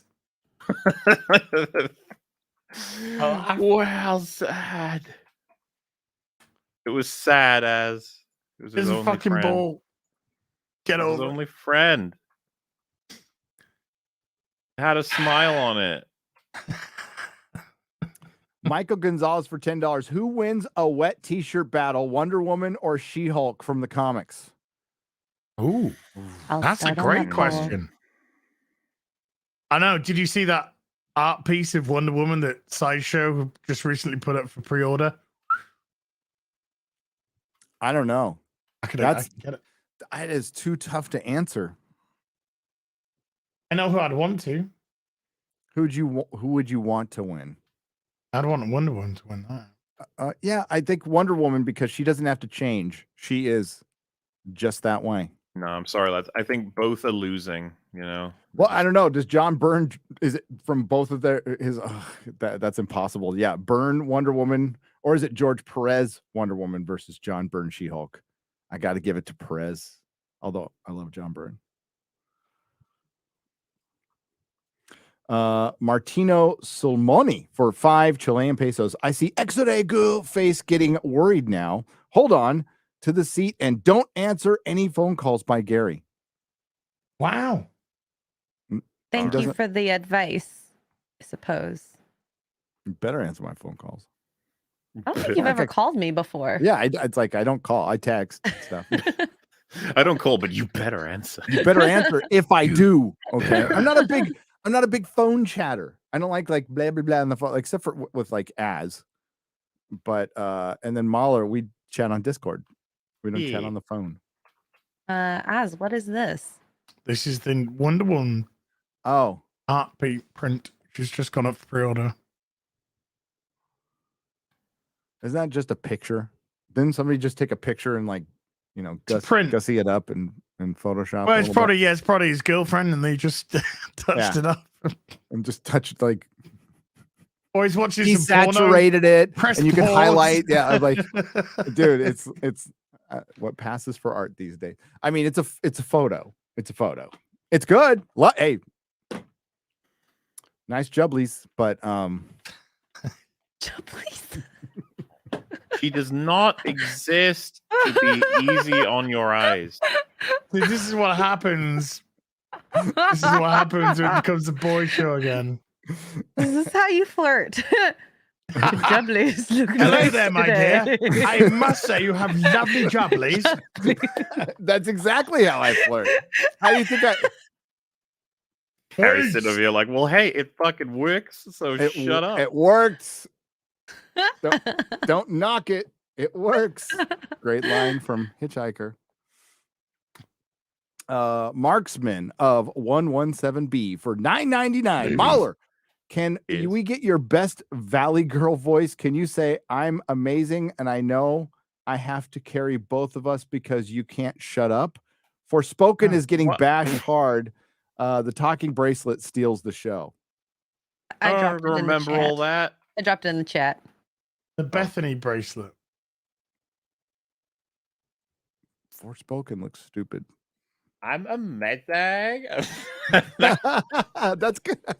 And I now have to carry both of us because you can't shut up. I think you do Valley Girl better than I do. That's pretty good. That's pretty good, Valley Girl. Well, I'm allegedly a voice actor, so I'm supposed to be able to do some of this stuff. Wait. Nice sweater. It's what the fuck? I have never heard Sweater Hogan. Sweater Hogan. Nice sweater Hogans. Wow. Oh, that's good. I've never heard that one before. Sweater puppies, yeah. Sweater Hogan? Sweater puppies. There you go. Yeah. Right there. Hogan's Nice sweater puppy. Ghost Rider for $5. Writer. But Gary, the comics have to be doing good because Kevin Feige is basing the next phases of Marvel off the modern runs that everyone is buying, right? Wrong. And it's interesting that you bring up Kevin Feige and the comic books because that will be, I mean, I've mentioned it before, but that will be in my next video again. Kevin Feige is in charge of Marvel Comics. Not just the movies, he's in charge of it all. He forced out Perlmutter and took over everything, and it's all gone downhill, diminishing returns since Endgame. It's undeniable. That's why he's out there coping right now. He's out there coping. And then I know the Direct is doing this just to get Twitter interaction, and it works. When you throw up Miss Marvel, Shang-Chi, Moon Knight, and who else did he throw up? Was it? Not Black Widow. Not Black Widow, fake Black Widow. Pew! And he's like, oh, well, let's pull up the tweet. Let's pull up the tweet. No, I remember people didn't know who Kevin Feige was, and when he was first becoming like better and better known, the funny pronunciations would be like Kevin Feige, Kevin Feige. Oh, Kevin like Matt Feige. Walsh pronounced him. Kevin Feige. Feige. Oh, you guys sound like you really got your finger on the button of pop culture. Kevin Fridge. Okay. So this is the MCU Direct says Avengers, the Kang Dynasty, which just is will put the pedal to the gas again. After Phase 4's birth of new characters, says writer Jeff Loveness. It's He's time gonna be loveless after this. to really take all these new characters that we like and throw them into the fire. Well, I like to throw them into the fire part. Yeah. You can just get rid of everything before that and toss them right into the fire to burn. Using your own words, by the way. And toss them into the fire. Destroy them. oh, I think some people did that already. Hang on. Give me a second. Yeah. There it is right there. Yeah. There it Destroy is. it. Oh, there's more on that. He does a whole thing where it's like, I don't think there's superhero fatigue. Well, I mean, let's just go bad movie fatigue. Man, yeah, whose it's job MCU. is- It's MCU fatigue, but there is a little bit of superhero movie fatigue too, because like the Batman, for example. What I would agree with it in the sense of whenever someone's like, "Oh my god, have you seen blah blah blah?" blah," and you're like, "Oh, what's that?" It's like superhero movie. People can be like, "Okay, again." Just like, no, this one's different. It's an origin story. Batman movies are supposed to make $1 billion. They just are. Spider-Man Yes. movies make $1 billion, even when they're not very good. But they make $1 billion. They do really well. Even Spider-Man 3, I don't think it hit $1 billion, probably adjusted for inflation, sure. Well, For a the long Amazing time was Spider-Man movies didn't quite make it, did they? Or did they? no, but Spider-Man 3, until like Tom Holland came around, was the highest grossing Spider-Man movie. Which makes sense, because it was hot off the heels of Spider-Man 2, right? Which is yeah. Great. So Batman movies should be making $1 billion, and by all accounts, like the Batman bad third act, making the Riddler an incel was fucking lame, and it was too long. But it still should have done $1 billion. Good 2-hour movie that unfortunately goes on for 2 hours 45 minutes. Yeah, it goes on too long. I'm okay with it. Wasn't extraordinary. That's the thing is, and also Batman movies should be extraordinary, and it just wasn't. And that was the best superhero movie of the year that I can think of, unless somebody liked The Samaritan more or something like that, which maybe. But no, they got their ass whooped by Top Gun and Avatar, and that's why I'm like, Spider-Man No Way Home might have been the last hurrah, and you're just going to see Marvel try to do that with the entire MCU when they do the Secret Wars thing and they bring everybody back. But what the fuck do you do after that? Like, what do you do after that? Well, because we would have said Endgame was like the actual sort of topping. You can't top that, and it's like, no, we can because of multiverse. And it's like, okay, but you can only pull that trick once, and then it's over. And we've seen multiverse after multiverse after multiverse with absolutely no connection. You theoretically could try it again and again and again, right? Keep doing multiverse, but I think the first time it should have X impact, but any time after that, like, the whole audience is so done with this shit. Yeah, I think after Secret Wars, they should take a break and then restart it with Fantastic Four and X-Men and Spider-Man and everything, but we know what they'll do. So I think time is up. I think it's just going to be diminishing returns, and people are going to just get into other stuff. Like that shit happens all the time. Nothing lasts forever. And it shouldn't be this way. Like Kevin Feige is right. He talks about in the article. We'll talk about the article in a second, but like you could do multiple genres within superhero. The problem is they just take multiple genres and they turn it into cutesy Marvel humor noir, cutesy Marvel humor riff on Asian cinema. I can't even say that with Shang-Chi. Shang-Chi was just a big CGI fart. A big shit. Yeah, it's a big CGI shit. That's what they are. I mean, they're no different from each other. Can you tell a difference between Shang-Chi should be a street level hero, and he's fighting a fucking dragon at the end. Hey, and he's saving the whole universe or whatever. Yeah. Come on. Yeah. That's different from when Doctor Strange saved the universe, or when Spider-Man saved the universe, or when they saved the universe in Endgame, or when the universe was saved in Black Widow. Not really universe, more so just Earth. What are the other movies when Ant-Man saved the universe? Or what? And remember, most of the time it's not even just the universe; it's the universes. Yeah. The stakes are as big as they can get.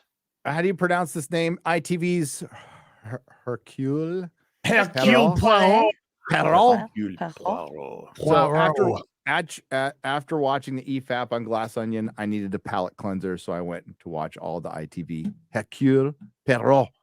Highly recommend. Poirot. It says parrot. It says parrot right there. It says parrot. That's it. Hercule Poirot. Parrot. All right. Dragon Master Outcast. Poirot. Hey, he's speaking your language. It's New Zealand. $100 there, Alex. Speaking your language. Thank you. Also, it's still a movie that if you guys watched, you'd have so much to say. Ricada Law just came in and said, heard you was talking shit. Long shit, dude. Talking long shit, man. Oh, let me tell you how much shit we were talking about you. For one, we're talking about blackface Nick, and then check your DMs on Twitter. Big time. And no. What's up, Nick? We love you, man. We're actually talking shit about Drex. Drexel and your show. The last one he was on. I was pissing myself laughing. Oh, the one, Garrett was on. Garrett was on that show. He was there. He was there for the whole thing. Oh, he was there the whole time. He was totally breaking the contract we have and the NDA. Unbreaded, by the way. Nick is an incel. That's right. Big old incel. That was mean. That's not true. Skystorm Savile for £5 as gets down and dirty, loving the show, guys. Well, that's what he does all the time, to be honest with you.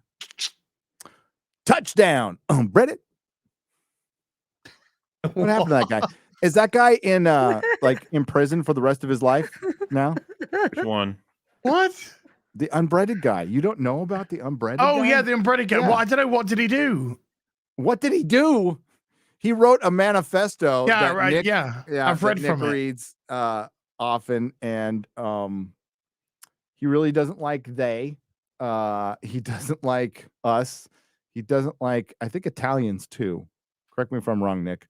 But he really liked a girl. He was like he hasn't been to trial yet. Oh my God, that guy needs to be in jail for the rest of his life. I can't wait for your coverage. Was he He was working for UCLA, right? He was a professor. And he got a little obsessed with a girl, and then she turned him down. And then he wrote a manifesto and went crazy and did videos. I'm probably breaking this down horribly, but Guys, you got to stop writing manifestos when a girl turns you down. Yeah, dude. I mean, just take it like a man. Don't be such a cuck and write a manifesto. She won't date me. I hate they. Whoa, that escalated quickly, dude. Chris from Michigan for $5. Can we please get the as stroking the ducks audio as a downloadable?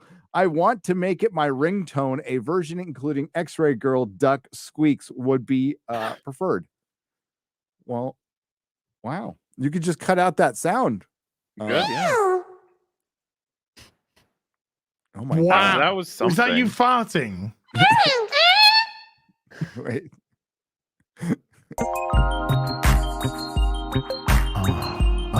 Is there a download on this? No, I can't download. Come on, baby. Come on, yeah. I like it like that. Yeah. I like it like that. Yeah. Oh, no. What are you doing with that mouse as?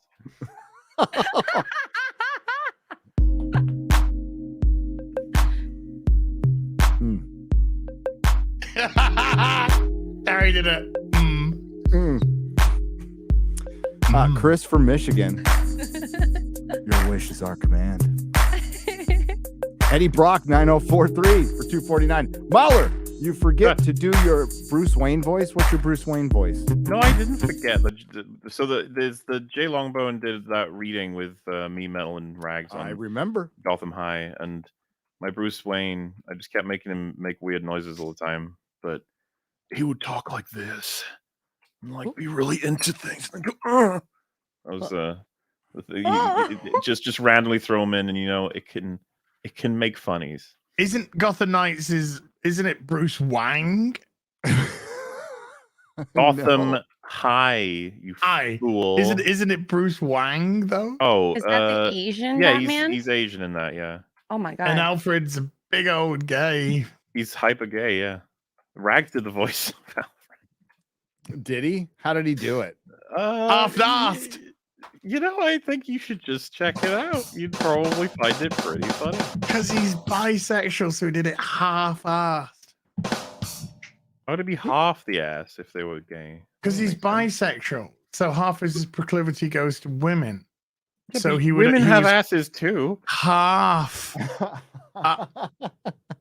That is way too of an intellectual joke. Way too intellectual. I can't do the maths anymore. Johnny.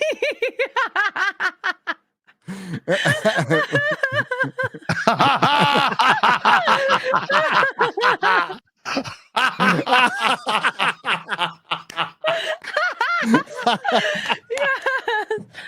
We're not sorry, I don't think. For those of you listening on Spotify, Johnny J for $9.99. Okay, I'm sitting in my car at my kids' school waiting to get them. As parents walk by, it's as moaning loud in the mic with sensual music playing. I'm gonna get banned for picking on my kids. LOL. Hey, dude, that's my philosophy, right? When my wife wants me to do what was that? Listen with the earbuds from now on, all right? Listen to it out loud, and then your wife has to pick up your kids. See, that's what when my wife wants me to do the dishes, I do them badly, and then she's like, "My wife wants me to do the dishes." I listen to Real BBC while doing the dishes, and then she's like, "Oh no, no, we can't have this." Like, you are banned. I am banned from laundry. I am banned from dishes. Nice. Yeah. Have you been talking to Mark? Maybe.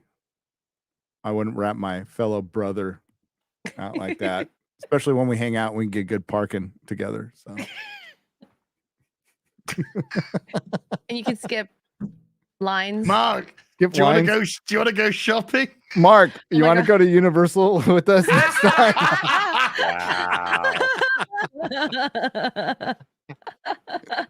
Wow, I'm everybody's friend. Everybody likes me. No, guys, I'll take care of the car. I'll stay with it. That is hilarious. Well, I mean, that reminds me, Johnny J, of Kenzie Taylor. I follow Kenzie Taylor because she was Captain Marvel in the porno version, right? So I'm at the gym going over Twitter. I'm like sitting in between reps, and I'm going through Twitter, and there's people walking behind me, and then I pass a Kenzie Taylor tweet where she's just Oh no. going to town. I'm like, oh my god.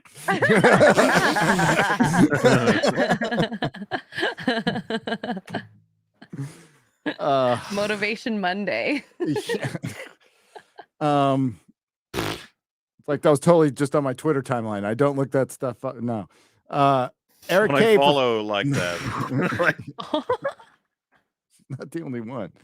Eric K for $5. Why would you ask as whose boobs are better? They are both female. Yeah, still boobs. Yeah, I mean he's still interested in them, just not as interested. Right? As interested. As interested. As interested. Fuck off. I'll give myself one for that. Fine. Shark How Dentures. about you get yourself a new fucking joke? No. Sorry, Gary. I hate to disagree. Oh, how long? Yeah. Have they given up the boomer thing yet? Well, not that they should, because I boomered the shit out of this show today. Shark Dentures for $5. Sorry, Gary. I hate to disagree with the master, but I had Spider-Man / Punisher comic book where Spider-Man did have his spider sense confused. Ah. How Yeah. so? Gary destroyed. No, With Spider-Man still beat by him. facts and logic. Silence. No. He'd still beat him. He's got, dude, he can dodge bullets. He can dodge a fucking batarang. But can he No, dodge a He's dodgeball? stronger. He's Batman just as would smart. create He's an just as enormous bathtub and he would put Spider-Man in it. and he Sinkhole would at the bottom. never Get be able to stuck in climb it. out. Turn on Okay. the water. Itsy bitsy spider.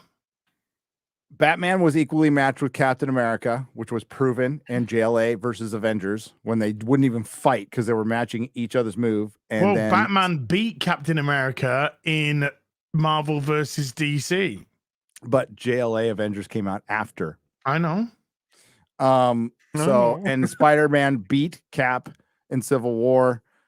And Spider-Man holds back. Don't forget that. He holds back. He could Batman whoop the wouldn't. shit out of anybody if he wanted to. Just remember that. Batman, to defeat Spider-Man, would find Aunt May and beat her to make Spider-Man feel bad. Oh no, that's just giving me flashbacks when to King- Batman v Superman. When Kingpin ordered a hit on Spider-Man and the bullet hit Aunt May and she was dying in the hospital, Spider-Man broke into a prison and beat the shit out of Kingpin and said, I can do this whenever I want. That's great. It was fucking awesome. And it was, he's just like, don't ever fuck with me, boy. I'm being nice.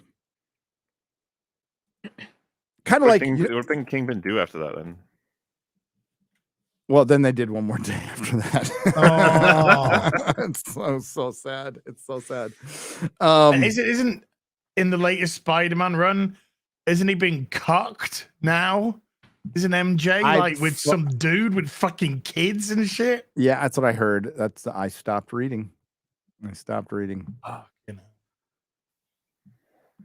Stopped reading when you did, and not going Yeah. back. But it's important, it would be very helpful if Marvel and DC were good. It would help everybody. It would help the independent creators because there'd be more people energized about comics. So that's ultimately the big two going down isn't going to help comics continue as a thing. pulp magazines were a thing, and then they stopped being a thing. Kind of morphed into comic books, but it's gaming destroyed comic books. Comic books never did anything to try to compete with it or work with it or anything. They didn't try to do anything to evolve. They just made fucking variant covers, and they got addicted to headlines. They were like, oh, let's kill somebody. And then it turned into, let's make everybody gay. And then it turned into, oh, I need to go fund my rent and my cat food for me to eat. Me to eat. Yeah.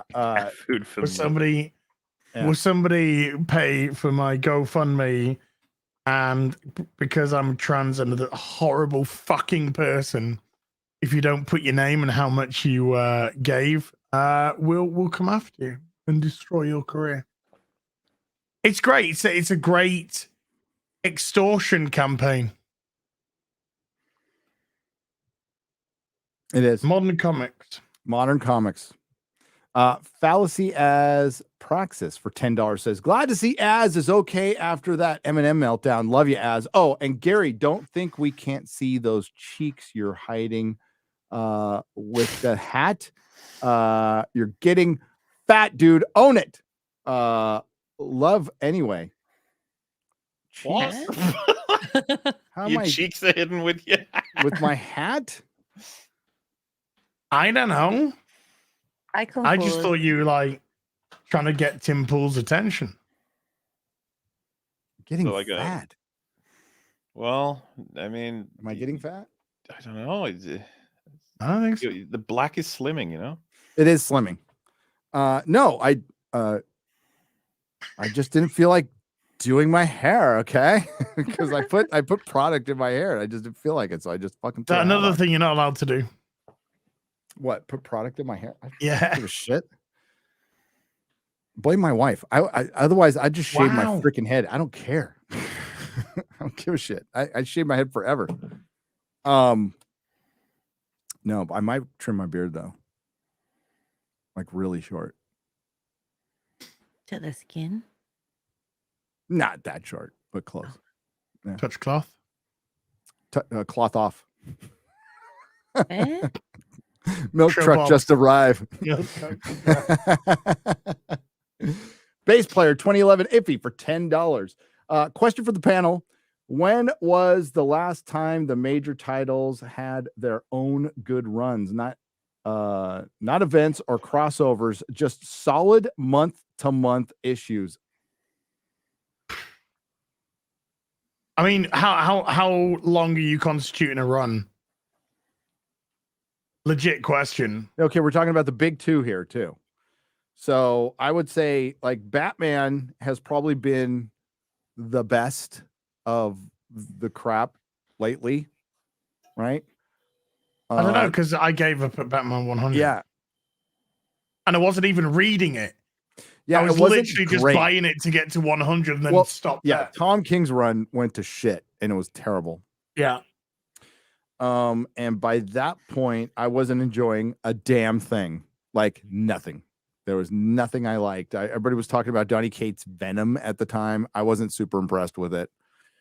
And Detective Comics was. That had a good little run at the beginning of Rebirth. Yeah, I'd say Rebirth was probably like the last thing I really truly enjoyed. Superman had a great Jurgen's start to Rebirth. Superman was the shit. Was I like think that was Jurgen's back. That was probably the last thing I truly looked forward to from the big two. I was reading some Mark Millar stuff and some indie stuff that I liked, but big two was compulsory. Yeah, I'd say beginning Rebirth. And it didn't last long. Nope. Unfortunately, it didn't last long. And taking Dan Jurgen off of Superman or Action Cop. Where's Superman, wasn't it? Not Action. Can't remember which one it was on, either Action or Superman, whichever. But taking him off it was just the biggest fucking mistake. Holy shit. But that was my favorite. That was rapidly becoming my favorite Rebirth comic was Superman run. Yep. Well, at least Thought- you've got pregnant Joker now. It was according to the writer, was a joke. It's like, no, that's your industry. That's your industry. Yeah, yeah. Your industry is a fucking joke, mate. All right. Hang on, let me get to an article. I gotta open up my Discord first. Oh, Jeremy Renner's doing better. That's good. Yeah. Yeah, I saw a post about that. It's good stuff. We've had a little bit of that about the heroes. Who is there like an unequivocal answer for most people about who's got the best rogues gallery? Batman and Spider-Man. Batman. Just Batman. Like I'm assuming it's between Batman and Spider-Man, or is it? Yeah, Batman's got a better. Batman Oops. wins for sure on that one. Like absolutely. But I mean, like with no spider sense, the proportionate strength of a spider, that would be the next thing. I would say he could break Batman's neck with a punch. But no, Batman's got a much better rogues gallery of villains.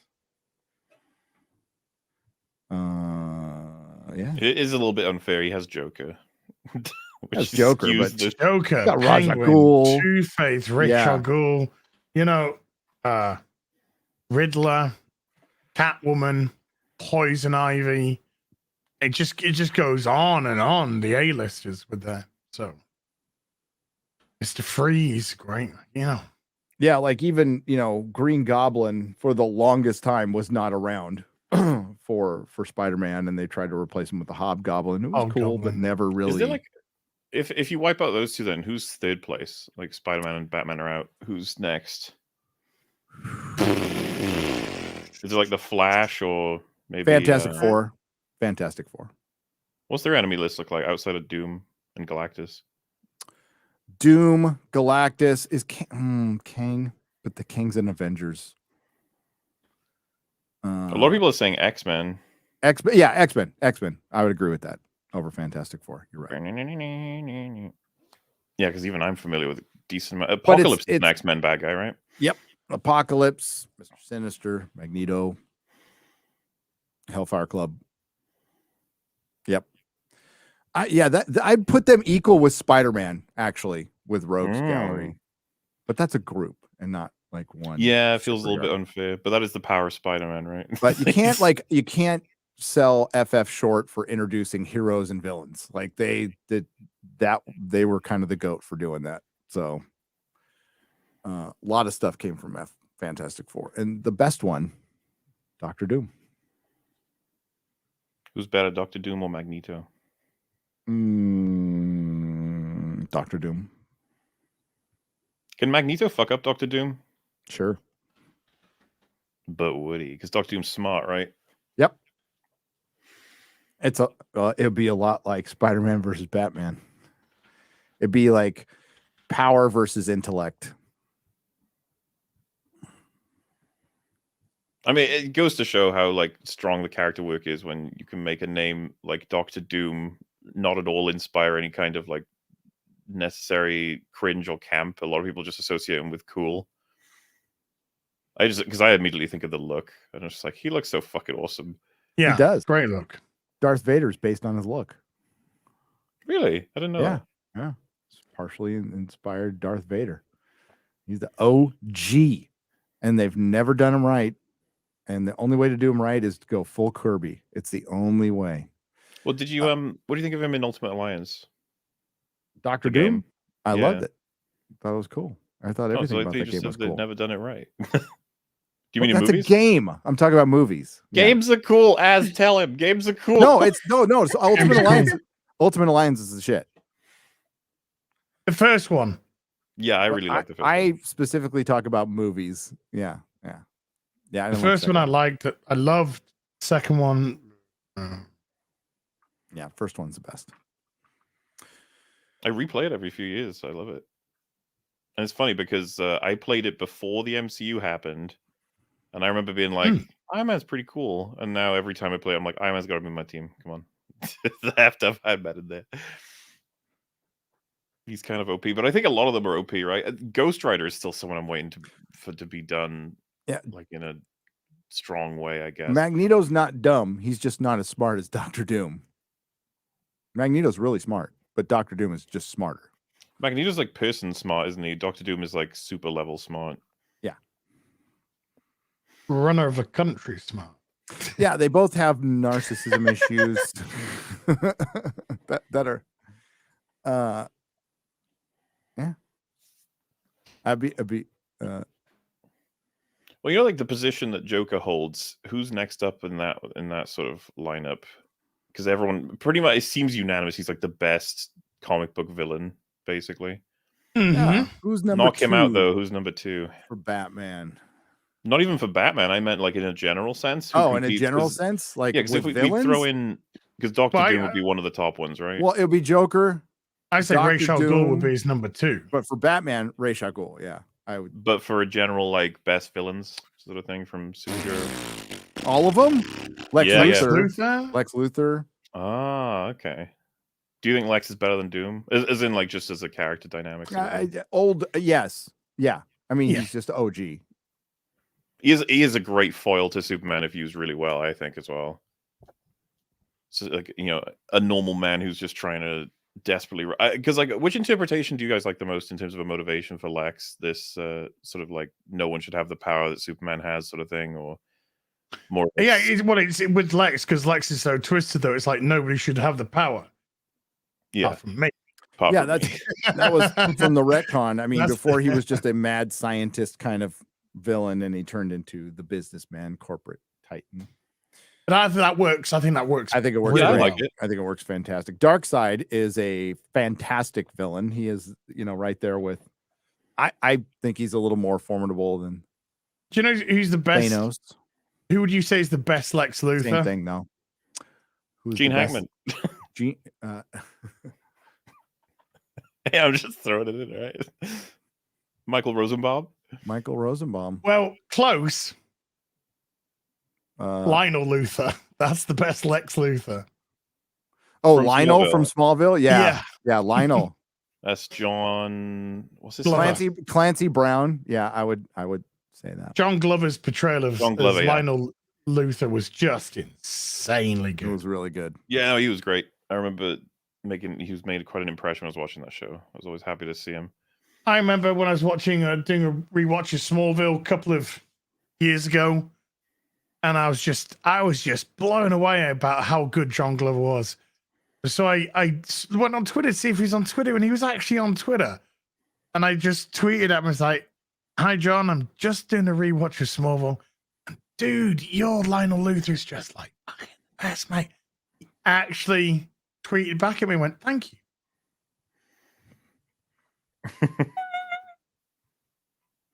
But yeah, his Lionel Luthor was, God, I was just thinking, how good would this man be as Lex? Just playing Lionel, but as Lex.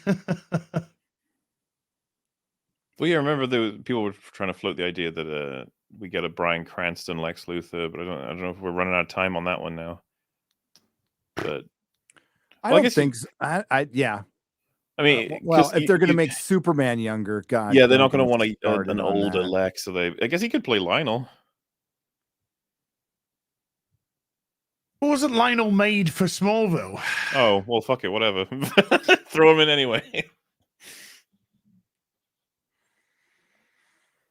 Kevin Feige doesn't think audiences will ever get tired of superhero movies. Well, the head of Disney Marvel is going to say that they're never going to get tired of superhero movies. I mean, why would he say man anything whose else? job who's reliant on superheroes movies doing good says people are never going to tire of superhero movies?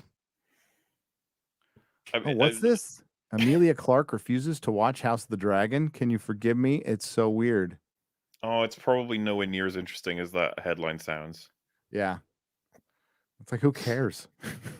Who cares? Yeah. Gives a shit. Watch what she wants. I don't care. Well, yeah, that's what I mean, though. Those articles often end up being like, she was too busy to watch it. She was out with friends. You're like, oh, okay.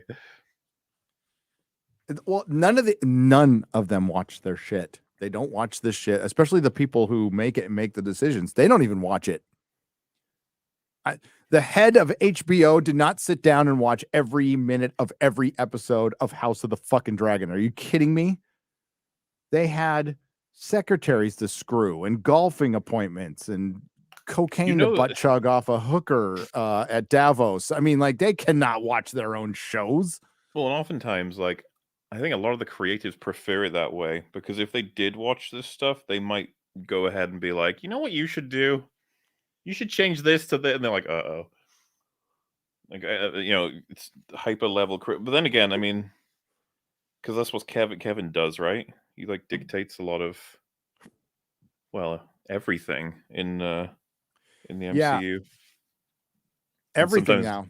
You know, like, and there are writers and directors and stuff who just fucking prefer it when they're like, just give me the money and don't tell me how to do my job, that sort of thing. But can't really pull that off in Marvel. That's those days are over. So Kevin is got, like, he's clearly over his head.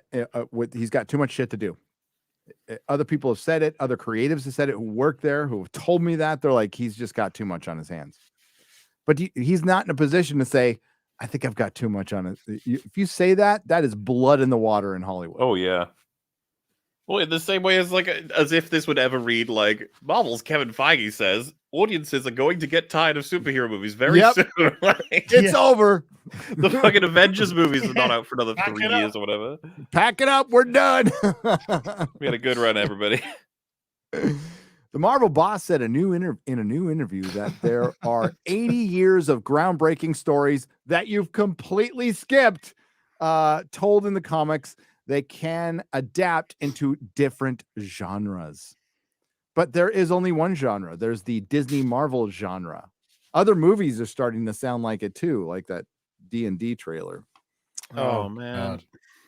I mean, that Forspoken thing, everybody's been talking about the dialogue in Forspoken. It's literally the meme. I was like, oh, it's people are using the, you know, the whole, like, that just happened. Like, people say that as an example of cringe dialogue that doesn't even necessarily exist. But then there's a clip from Forspoken where she's like, she uses telekinesis or something. She's like, whoa, that just happened. I used things to move things with my mind. And I was just like, I saw that. Do you want to watch it? Oh God, yeah, we could. I could find. I'll find it. Let's bring it up. Bring it up. I've we'll seen get like to this 4 article in a clips from second. that game. All of them are about how bad the dialogue is. How long? It's not long. Well, that's because it's dog shit. Mm-hmm.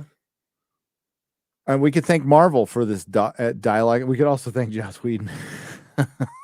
I swear to God, it's not fair. Like, he's to blame for everything that goes wrong. Play it like 30 frames a second as well.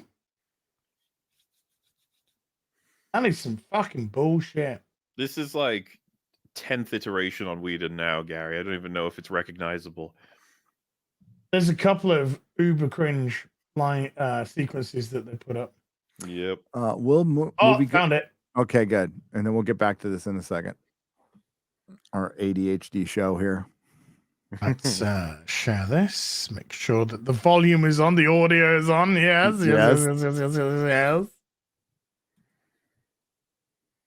Dialogue bad.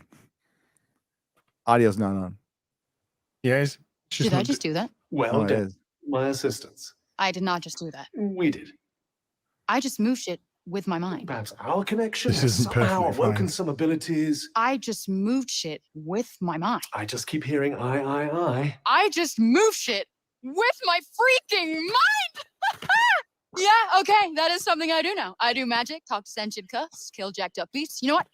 I'll probably fly next. Now you're just being ridiculous. Oh, that's too far. Good to know there's a line. If you could just master these new abilities with Jarvis. my help, of course.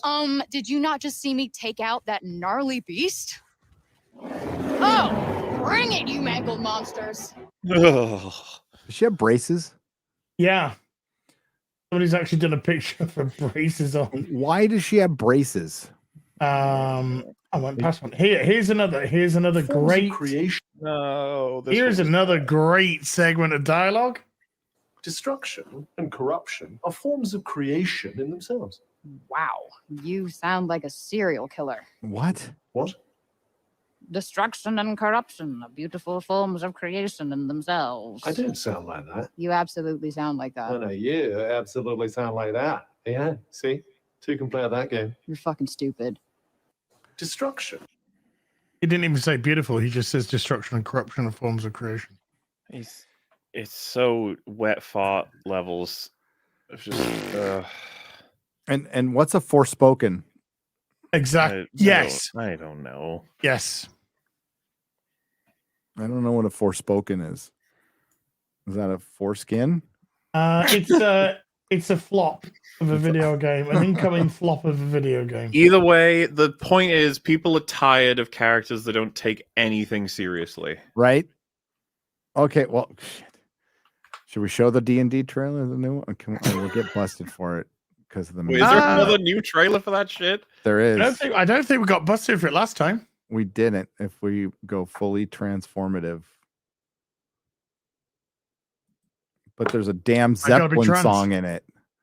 Zeppelin's bad about copyright. So yeah, maybe we'll watch it in a little bit. Because I was able to like listen to it in my car, and I was just like, oh god. Of course, some people are going, I totally love that. It's so great. I love the jokes. It's that shit where just like every character feels like they're from the modern world and they're having fun and they've been transported into a world just for the funsies. And it's not like a real thing. Reverent and ironic and meta and that's what I mean. It has its place, but like when it's just spammed with no care, it gets really fucking annoying. Will moviegoers ever get superhero fatigue?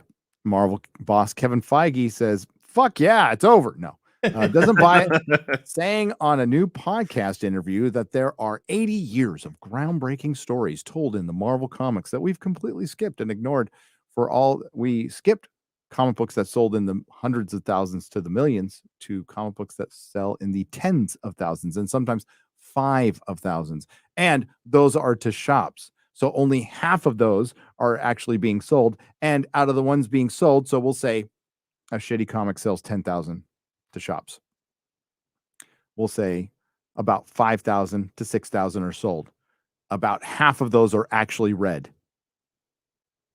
And of those 10,000, there's at minimum 2 to 3 variant covers now. So you're selling the same comic 3 times to one person who's not reading any of them. Stories told in the Marvel comics that they can adapt into different genres. I've been at Marvel Studios for over 22 years. And most of us here at Marvel, well, most of you who are left because you got rid of everybody over those 22 years, have been around a decade or longer together. Not necessarily true, except for Victoria Alonso. Feige said on the Movie Business podcast hosted by Jason E. Squire, an author and professor at the USC School of Cinematic Arts. From probably my second year at Marvel, we were asking, well, how long is this going to last? Is this fad of comic book movies going to end? I mean, they phrase it that way. What they mean is, how long can we make money from this safely? Yes. And well, there probably was some actually realistic answers in there that they won't have in this article. Like, well, squeeze it hard, we could probably get a good 10, 20 years out of it. Nothing lasts forever. Nothing lasts forever. And I would argue that things were kind of on a downturn. And then the MCU, it was the thought of an MCU, of a connected universe, that was the next level that connected everything. The thought of Thanos coming, Nick Fury walking out at the end of Iron Man. That was like leveling up. Then they did really good in the first 2 phases. Even phase 3, right? And then half the superheroes have to be females now, and we got to get rid of all the white people and call it diversity. How long until we do that for real BBC? How long before we any minute now. Feige continued. I didn't really understand the question because to me, it was akin saying after Gone with the Wind, well, how many more movies can be made off of novels? Here's the deal. You're not Right. adapting. These aren't comic book adaptations. You're just using it's like with the Rings of Power. It is Easter eggs at this point. You are using formulas. You are not adapting stories. Do you think the audience will sour on movies being adapted from books? Well, Eternals, Shang-Chi, Black Widow. None of them were. You could have made a great Eternals movie. They could have easily made a great Eternals movie. Somebody who kind of annoying. I'm assuming you find this more annoying than even I would, but like when people sort of laud these adaptations as very faithful when they have a shot from a comic book, like some shot lines up and that's it, and they're like, "See, they read the comic." And it's like, man, you mean the art director who set up that shot for maybe another movie that they decided to use for the Eternals? The shot the director sees in the trailer and is like, "I don't think that's one of mine." I don't even recognize that. Remember all of the hints that looked like legit hints for Mephisto in WandaVision, and then the showrunner said that she didn't know who he was? No idea who it was. You would never ask that because there's an inherent understanding among most people that a book can be anything. And comic books can be anything, but you don't do that. That's not what you do at Disney Marvel. You cast talent now who comes in very cheap, so you don't have to get big time directors, which cost a lot of money, and they have things like, I don't know, their own, I'll use your language, agency, and they have their own creative vision that you don't want to hear from anymore. That's why you got rid of Edgar Wright. They don't have different genres. Every film's the fucking same. I've heard Ant-Man will be very different than Doctor Strange. That was very different than. There's no point in making this joke. Yeah, it's all the damn same. It's just all the fucking same. Dude, the marketing for Ant-Man is like, this is going to be the Civil War of Ant-Man. If you miss this movie, you might die. They might as well do that. They're trying still not interested in watch. I'm going to be really interested to see Quantum Main. I'm really going to be interested to see the box office for that. What if it makes 10 trillion? What are you going to do then? Go damn. GG. Yeah, I'd be like, what the fuck? Inflation's gone nuts. Yeah. Who fucked up which government? Well, that's the thing that, well, you know, Ryan and I and many others have pointed out over the last few months is fewer people are going to the movies. And it wasn't just the Access Media put this up there too. The audience is down significantly. You're just charging more money, which is just what they did in the comic book industry. Let's just make the comics more expensive and sell variants and pad the numbers. But it's still diminishing returns because you need people, butts in seats. You know, I saw Plane. That's why I had to bail early on Austin Powers, and I saw Plane with the missus. We went on a little hot date, and we were in the smallest because Avatar's still in the big theaters. So we saw it in a theater with like 30 seats, had 37 seats. You know, like rich guys have bigger theaters in their house. And I liked it. I thought Plane was good. I thought it was fun little shoot 'em up, you know, but there's no room for movies like that anymore. And without that, you're dead. So, you know, Scorsese wasn't wrong that you have to make basically a ride at this point. James Cameron did that. A boring one, in my opinion, but personally, I think you get a better story if you go snorkeling in Hawaii, just looking at the fish. But that's me. Yeah, they can't. And movie theaters, like, you just look around, like, these things have to be expensive. Like all your little recliner chair. Like, I was talking to my brother-in-law, like, the guy who fixes those probably is a busy guy. He's probably like making a lot of money because those things are fracking expensive, and they're not making much Movie theaters are making it off concessions. Obviously, you all know that. But there's not enough movies out there. There's not even like the slate was full last year and it didn't feel full, but it was just as many movies they released in 2018. Well, dude, Banshees of Inisherin is up for the Oscar nominations, and I couldn't see that in my local theaters. It just didn't show at all. Is it available on streaming or? Oh yeah, that's eventually how you can find it. But like that's what I mean. Like I couldn't see it for a while because of that, and it's just like, yeah, it's just not. I heard it's enough. good. I heard it's good. It's like, dude, the premise of the film is a guy says, "I don't want to be friends with you anymore," to another guy, and like that. The rest of the film is how does he take that? What happens next? Like it's the kind of movie that, of course, you can see an exec being like, "So what's why would anyone see this?" Like, well, and I got this rundown from Chris Gore. Women talking is literally women talking. That's all it is. But they're part of. Yeah, but they're part of some religious sect that you slowly find out over time that they've all been abused, right? So sounds like a fun film. God, I'm gonna take the whole family. Oh my God, these are important movies. Good.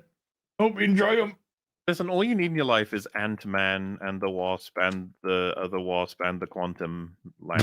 Okay, that's all you need. So Eternals, Black Man. So where Kevin Feige could have been right is if he hired the right person and the right cast to do a very big Jack Kirby. This would be your opportunity to do your Jack Kirby love letter, because there's nothing more Jack Kirby than the Eternals, a comic that didn't sell very well, but it's very Jack Kirby.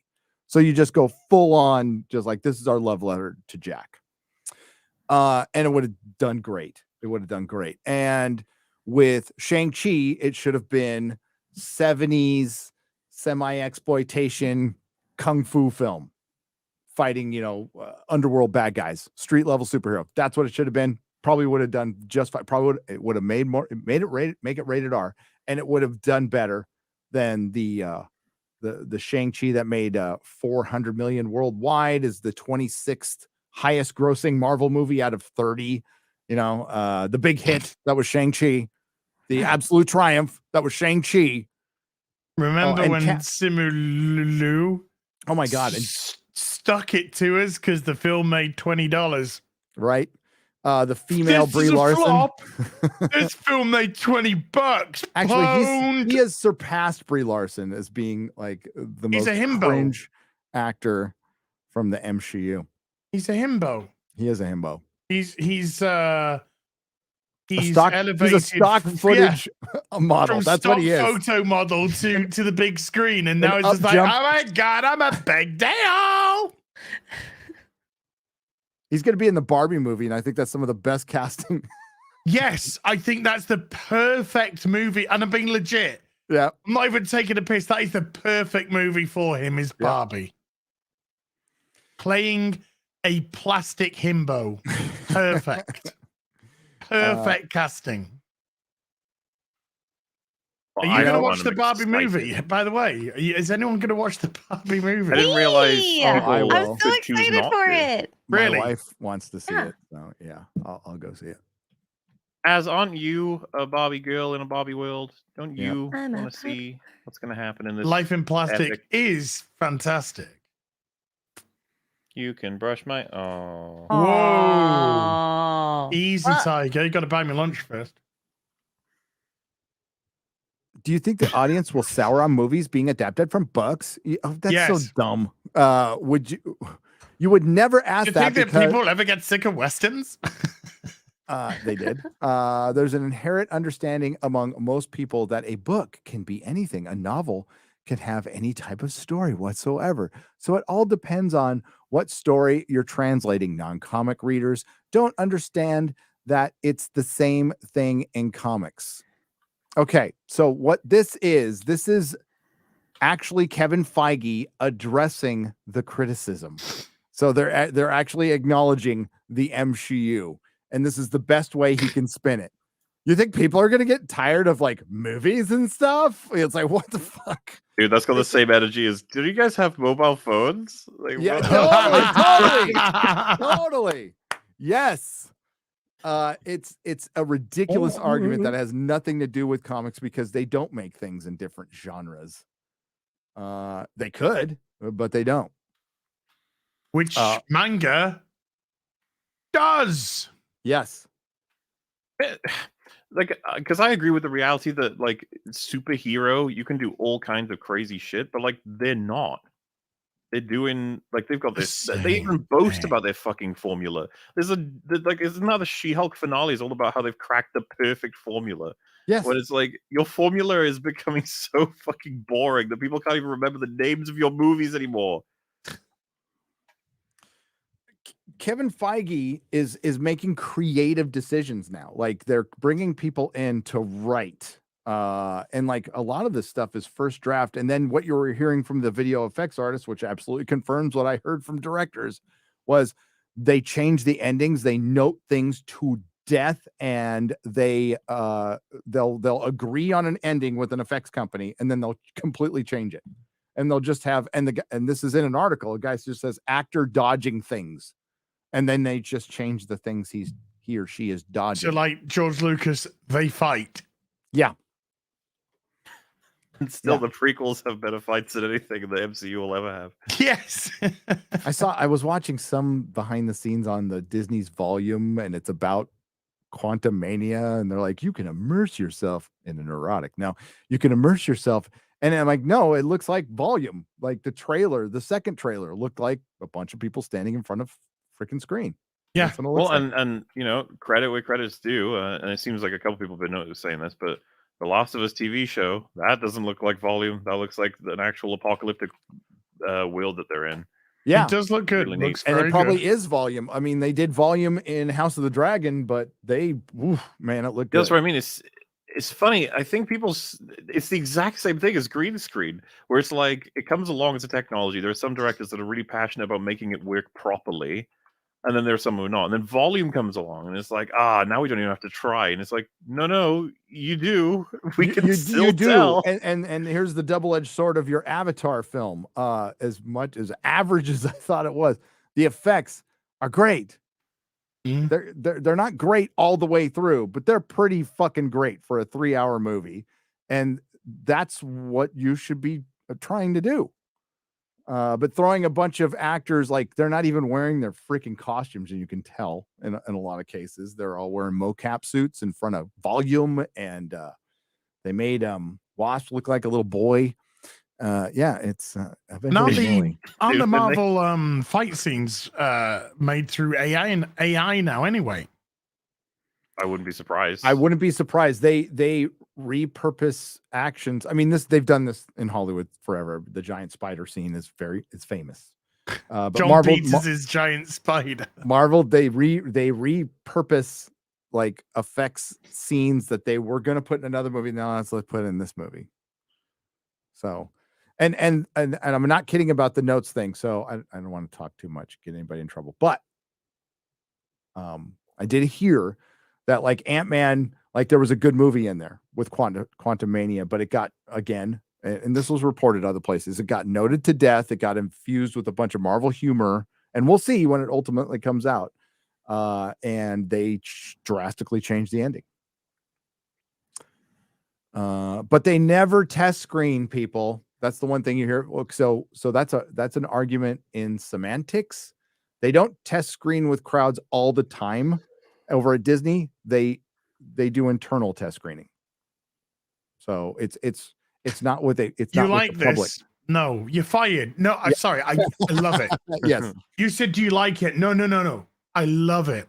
There are test screenings. I sat with somebody who's seen a bunch of them, saw The Flash. But with Disney Marvel stuff, their stuff is so like they finish it like last minute that they just do internal screenings. So not that I care, because ultimately, is it good or bad when it comes out?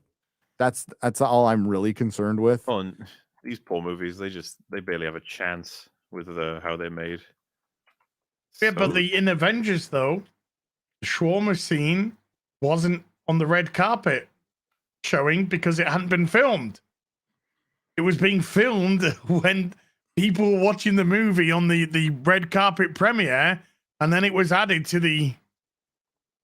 I mean, how they fucking did that, I've got no idea. So but- I think what started as kind of a, I mean, for studios, kind of a punk rock approach when Paramount was there, because Iron Man had no working script, but it had a script, had an outline, but they were writing the script as they were filming it.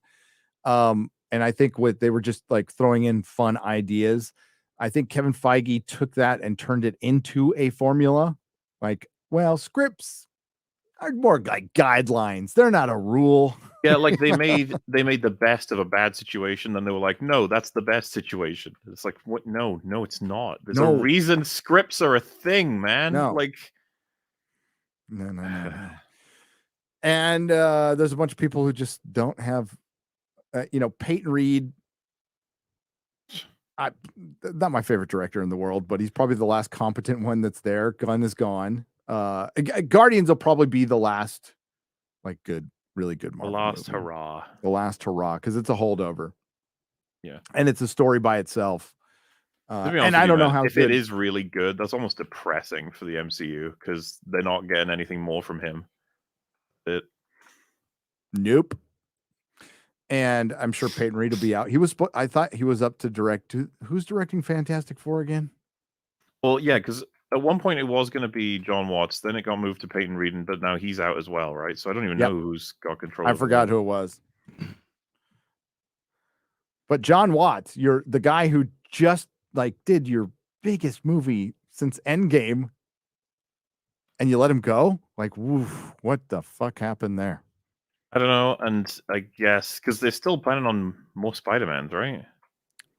Yeah, they've got to be because Sony is. Yeah, Sony and Disney. I mean, everybody's just assuming they're going to work together, and you would think it financially it makes a lot of sense for them to do that. But these are movie studios we're talking about, and there's fewer of them left. They are more competitive than ever. And Tom Rothman, who's made some he's doing good for Sony now, but really made some inexplicable decisions with Fox, is running Sony. So, and I can't believe he's the hero in this story, which is so weird. Yeah. The hero is Tobey Maguire. That's that's the straight up hero, man. Look great. Didn't he look great? He looked great. Mm-hmm. All right. So Feige concluded, I found that if we tell the story right, and we adapt them in a way that the audience still, knock on wood so far, is following us along 22 plus years. Okay, it's not 22 years.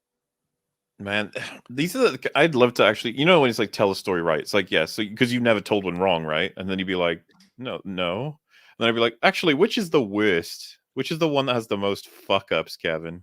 Which is the worst in the MCU? Tell me, what do you think? I wonder what he'd pick if he was forced to say one. Do you think he'd go for phase 1 and 2 and try and imply back then we made go with the Hulk. Mistakes. Incredible Hulk, that makes a lot of sense. Yeah, he'd be like, that one was a lot of different choices, a lot of disagreements creatively that made a film that was just creatively speaking, it was muddled. Didn't have a muddled clear and vision. better than anything in phase 4. Well, that's the funny part, counting No Way Home. Well, yeah, to the point where, I mean, I'm pretty much. Is everyone unanimous on this at this point? It's we would have preferred keeping Norton, but we don't get that universe. Would have much preferred that. I'd take Eric Bana back. Yeah, ain't not wrong with Eric Bana. I don't hate Ang Lee's. It turns into a 2-man stage show at the end, but I don't hate it. It's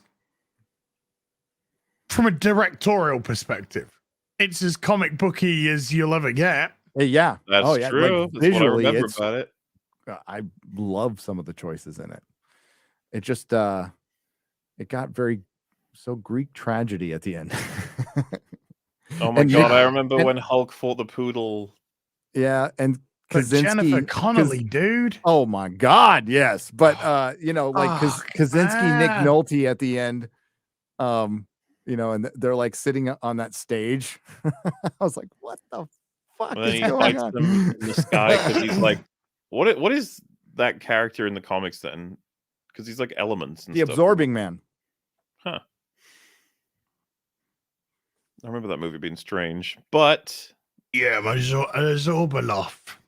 oh my god, I remember that. As following us Bring him along back. 22 plus years later, we can make any types of movies that share two things: the Marvel Studios logo above the title and a seed of an idea from our publishing company. Well, okay, like there is some truth there. That's about as much of an idea that you use as a seed. Yeah. It's like a sesame seed or a sunflower seed. Ugh. Well, that's the thing. Without even knowing what stories they are taking from, you'll often find in their films, you'll be like, oh, they all had the resources to tell a perfectly normal and okay story, but instead they did this shit. And then you find out, well, no, to be fair, they filmed like 3 different movies over the course of one day. That was all fucked. And then you watch the behind the scenes, and all the people who work on the special effects or the like wire stuff, stunt work, they're all like incredibly passionate and talented people who have to get everything done on ridiculous time slots. And then you're like, what are we all doing this in favor of? A guy who's like, I haven't even written the 3rd act and we're almost filming. Oh. I know there's an action scene in there. But go nuts, everyone. Can we fit a joke? It got too serious there for like 30 seconds. Can we get a quip in? 50 whole seconds. Gary, what Marvel movies are you watching? Oh, I know, right? I can last that long. Damn. Well, they're really pushing for the Quantum Mania is always popping up on my Twitter, like buy tickets now, buy. It's the most important Marvel film since the last important Marvel film. Which was the last Marvel film. Full stop. People are This is the biggest Marvel event of the year because it's the first one of the year. And then the next one, this is the biggest Marvel event of the year because the other one has now gone. So what's the order? It is Ant-Man, Guardians. No, then like counting Disney Plus, then Loki. Right? God. Loki season 2. God, do we need? No, I'm not doing it. I am. Loki season 2, and then Guardians. Maybe Guardians comes out before Loki season 2. Help me, chat. When does Harkness come out? Things been delayed. Just started filming, got delayed. Echo got delayed. Secret Invasion. Yeah, maybe Secret Invasion. But the trailer looked okay for that. It did. Wait, for what? Secret Invasion. Secret Invasion. Yeah. Oh yeah, I have seen that. Okay. Yeah. Secret Invasion. The Guardians does look good. I like the trailer. I did. I enjoyed it. You just liked it when Drax hurt the child. I did. Yeah. Yeah.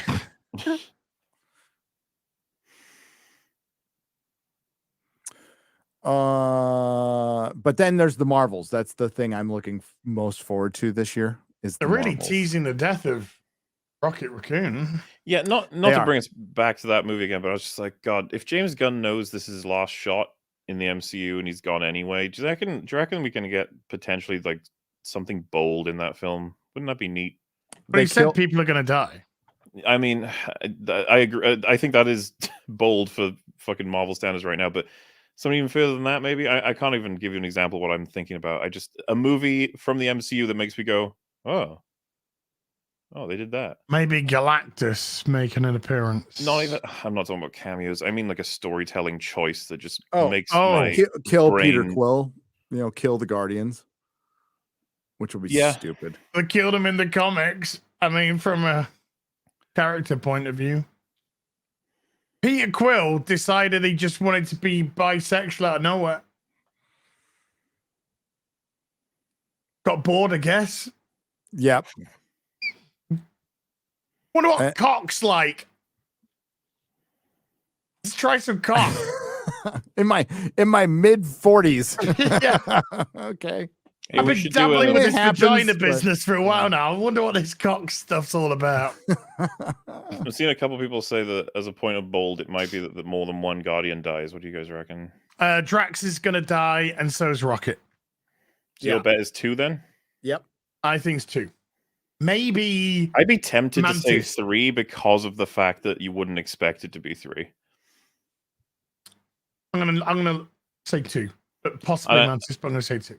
I would also wonder on 3 because I think that when he says like this is my last one and I'm out of the MCU, I could imagine some of the team being like, "Oh man, I don't know if I want to carry on if we're not going to be doing this as the team, that we are.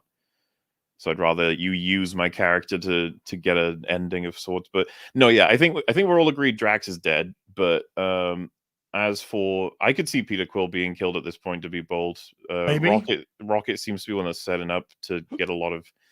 I'm surprised that they would sign off on Rocket dying, like Kevin Feige and stuff. I'm surprised they would let him. They'll get a little smaller Rocket Aurora. That's probably fucking true, actually. Yeah, that could very well be a baby Rocket. Baby Rocket. Oh, and Pedro Pascal will come in and he'll. There you go. That's what's ruined comic books right there. Baby Rocket. Oh my god. Wait. Thanks, X-Ray Girl. You ruined comics.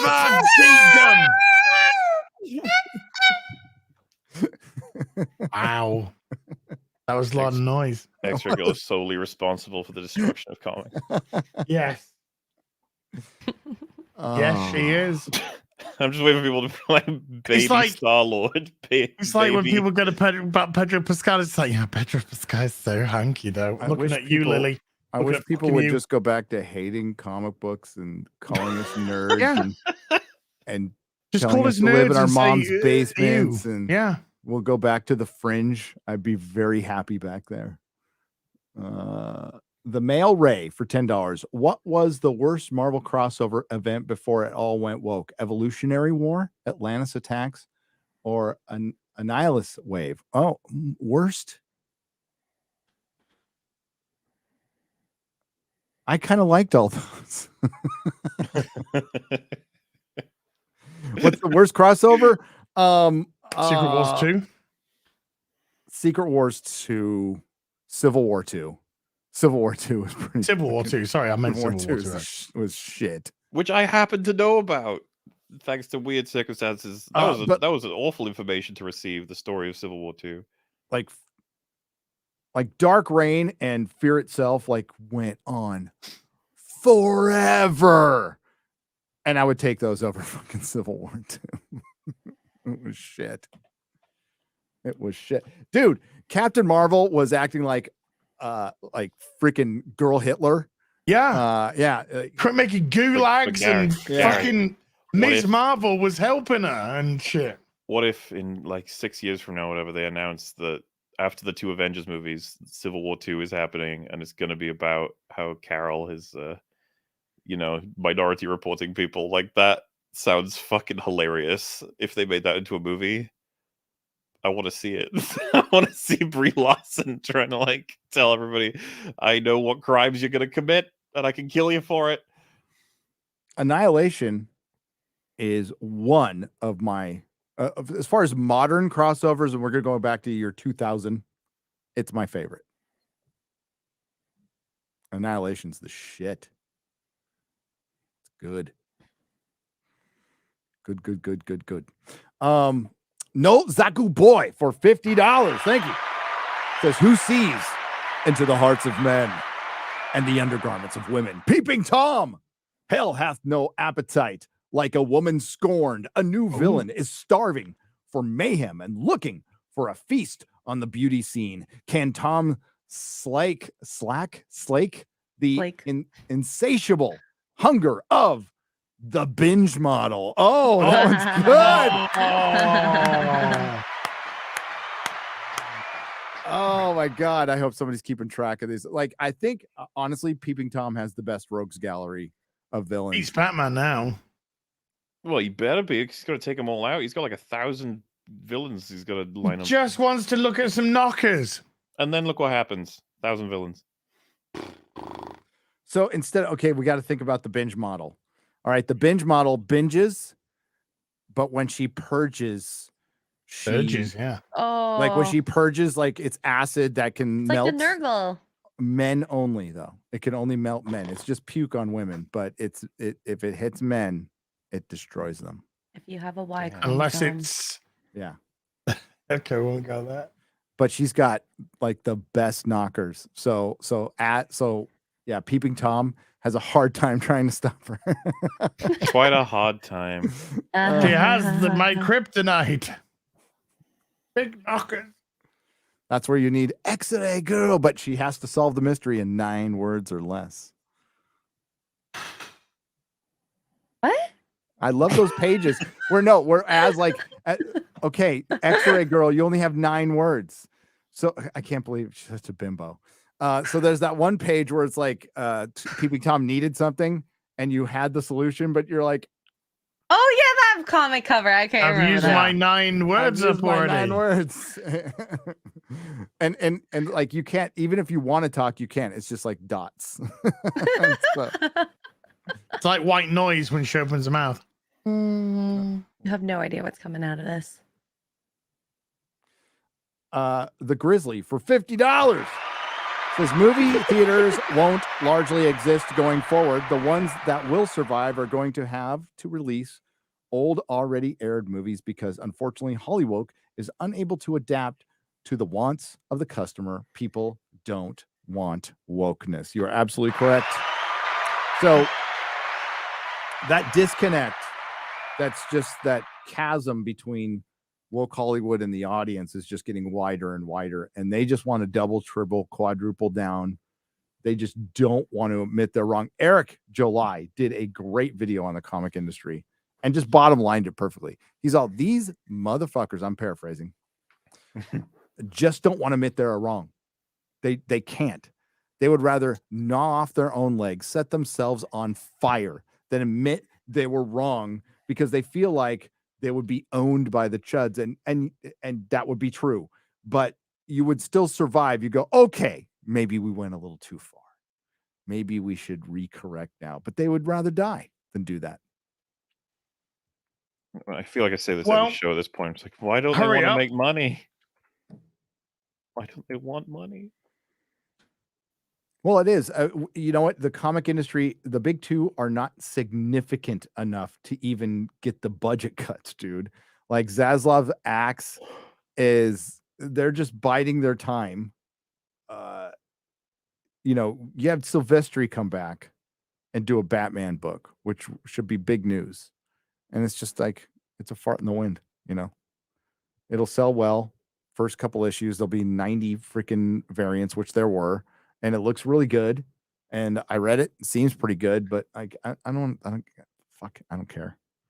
I don't care. Comic stores don't make money off of comics. They can't survive off of comics unless they're back issue stores. Those stores are doing great. Southern California Comics had its best year during COVID. That's because they got something of worth to sell. Mm-hmm. There's no worth in modern comic. There's no worth in them because they're shit. Terribly drawn, terribly written. Most of them unedited because the editors are too fucking scared or too shit or incompetent in the job. Heather Antos, looking at you, Toots. And also, they're insane the price now. Yeah. It's like $5 a comic. Fuck right off. And people are they're complaining shit. like ISOM, you know, paying $20-$25 for ISOM, which is almost 100 pages. You get a bunch of other stuff with it.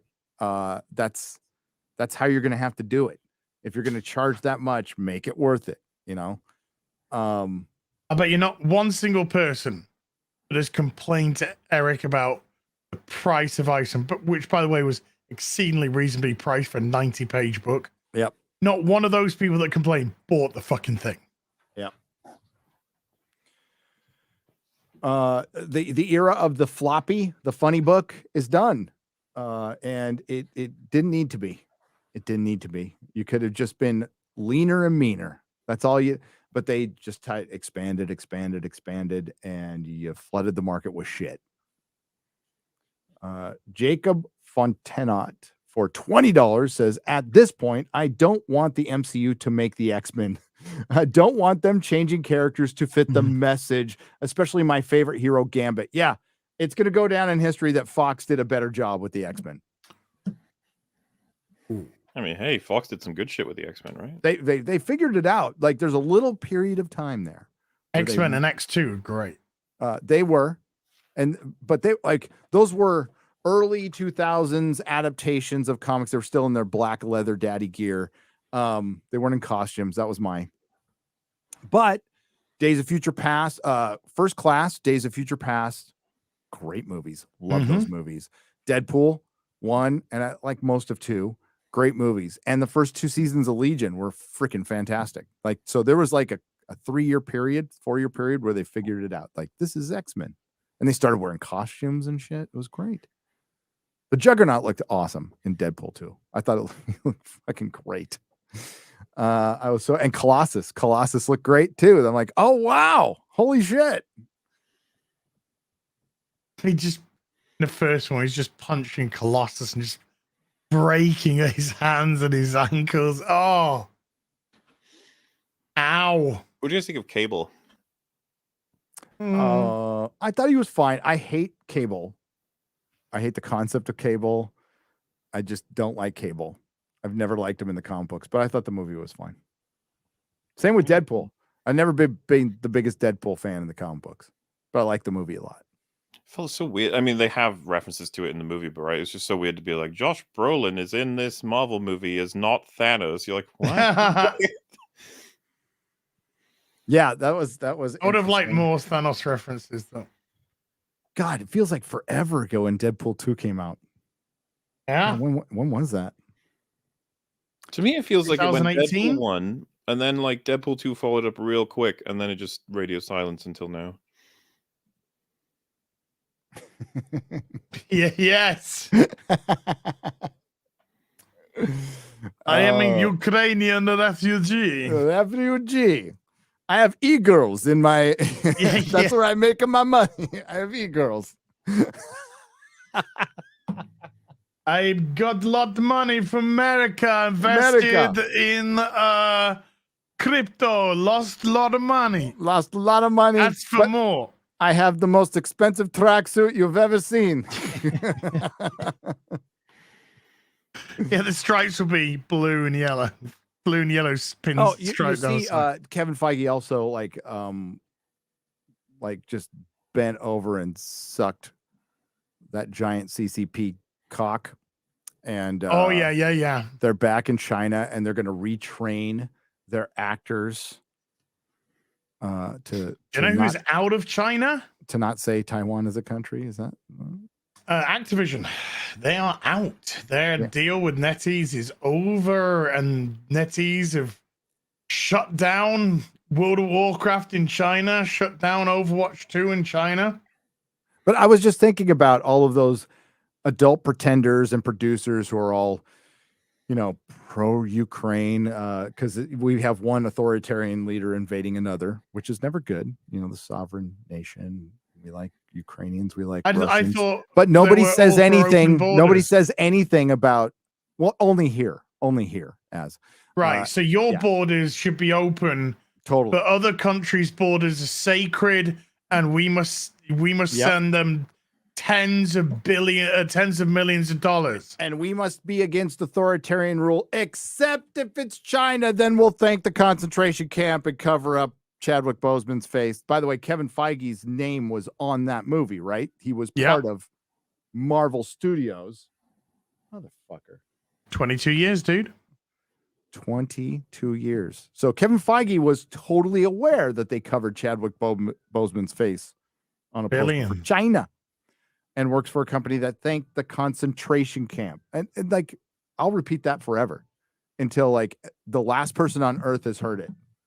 That Disney, see, this is obviously the reason why Nike and all those companies go woke. It's just to be a shield from all the horrible fucking things they do. And now Disney Marvel is back in bed with the CCP.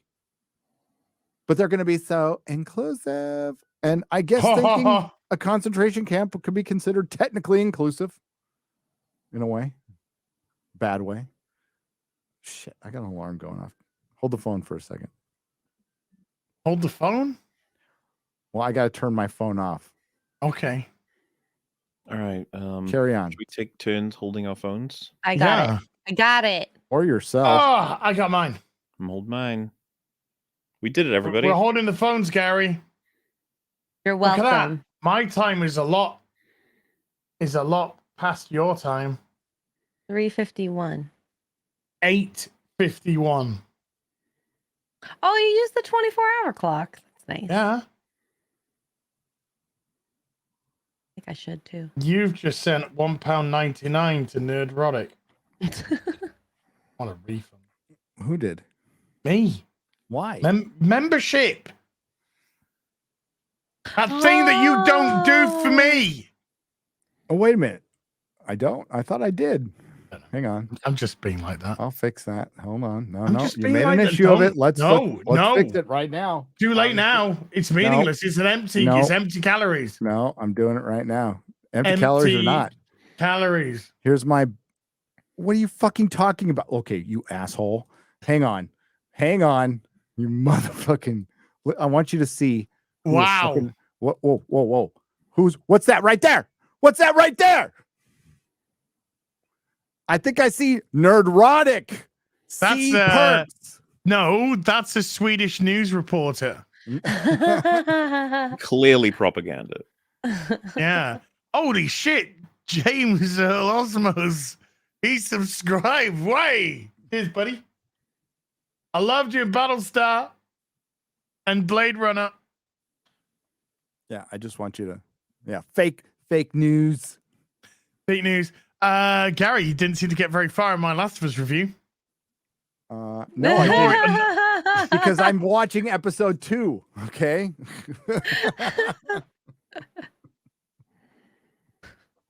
I got 38 seconds for a in. couple days. No, I actually accidentally clicked on that because I didn't want to see your take on it until I watched it, and I've only watched the first 20 minutes. It's all right. Ellie's annoying me. Yeah, she's terrible. She's fucking annoying me. John Davis for $9.99. Can someone explain why people think the Batman was a good movie? People told me to watch it because of the greatest detective aspect. Batman lets himself get blown up. Great job, Sherlock. I mean, it's a good point. That is one of the stupidest things in a film. I've only I watched it again at home, but I turned it off like 17 times. Really? Did other things, yeah. I like it, although I mean, you know, It's give or fine. take, exploding in his face.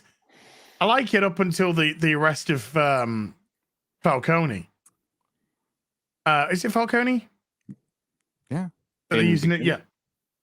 I would say his arrest. You know, I think that's where it should have fucking ended.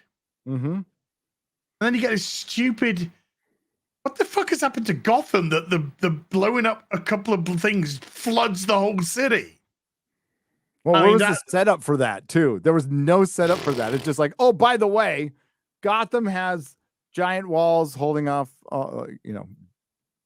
levees, walls, whatever the fuck. Yeah, keeping yeah. the ocean out, and some incel with 50 followers was able to afford a bunch of bombs to blow it up. All that last 45 minutes. Yeah. It was nonsense. It was absolute nonsense. Davyverse, a last comic I bought, Teenage Mutant Ninja Turtles Last Ronin. I bought that too. It was very good. And Isom last year. Before them, it was Deadpool in 2017. And I think it was buy manga every few months, Industry Nuts. There you go. Well, the manga sections are huge, massively huge. And comics, a lot of comic stores are pivoting to that. But that ain't comics. Chris W for $10. Okay, everyone, let's pretend Disney Marvel actually knew what they were doing. Why on earth would they make Kang the next big bad when they have so many other villains they could choose from? So they could use the multiverse and get every villain in. Yeah. Cheat card. But you could have used Annihilus for that. Dude, Gary, they could have used. There's a million things you could have used. You could use Reed Richards for that. You could have At this used point, they could have Dr. resurrected Doom. Ironmonger and have him hit the ground so hard he opens a multiversal portal, and we're all just like, okay, Yep. fine. It's about as much sense as shit makes nowadays, so why Yep. not? Pyro Rampa for $5 on physical over digital media. That's why most of my games are physical.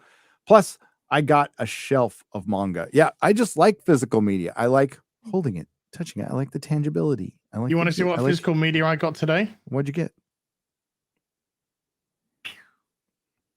Holy shit, that's awesome. Cool. Ooh. That's It's what so I got today. shiny. All 4 seasons. Beautiful. Oh yes. Fat Beautiful. Just Steven- DVDs. Just DVDs, but I'll take it. You know. Well, I got my 4K Transformers the movie. Yeah, I got that. Yeah. I got that. That Steelbook. was fucking rad. Fat Steven Seagal, what's up, man? For 2 Canadian pesos. Or is it Fat Steven JFG? Is that the same one? I can't remember. Spider-Man, Spider Sense. Spider-Man, Spider Sense. Also proportional strength of a spider. That'll do. Do you know Robert what McRae. happens when a spider gets electrocuted? The same thing that happens to everything else. Oh man. Never gonna Robert- live that line down. No, Robert McRae for 10 Canadian pesos went from a healthy pull list to just DC to just Batman to just books with punchline on the cover. Yeah, I used to be like after my shop, I walked into the guy was so happy. I'm like, okay, so here's my pull list. You ready? He's like, yeah. I'm ready. Yeah. Everything Batman, everything Spider-Man, everything Mhm. X-Men, everything Iron Man, everything Ghostbuster, everything Captain America, everything Daredevil, and I everything Fantastic Four, just everything. And then I did my indie books, and then email me a list every week, and I'll tell you what add-ons I'll have. I know mine was all the Bat titles, which at that time was at least Everything Superman.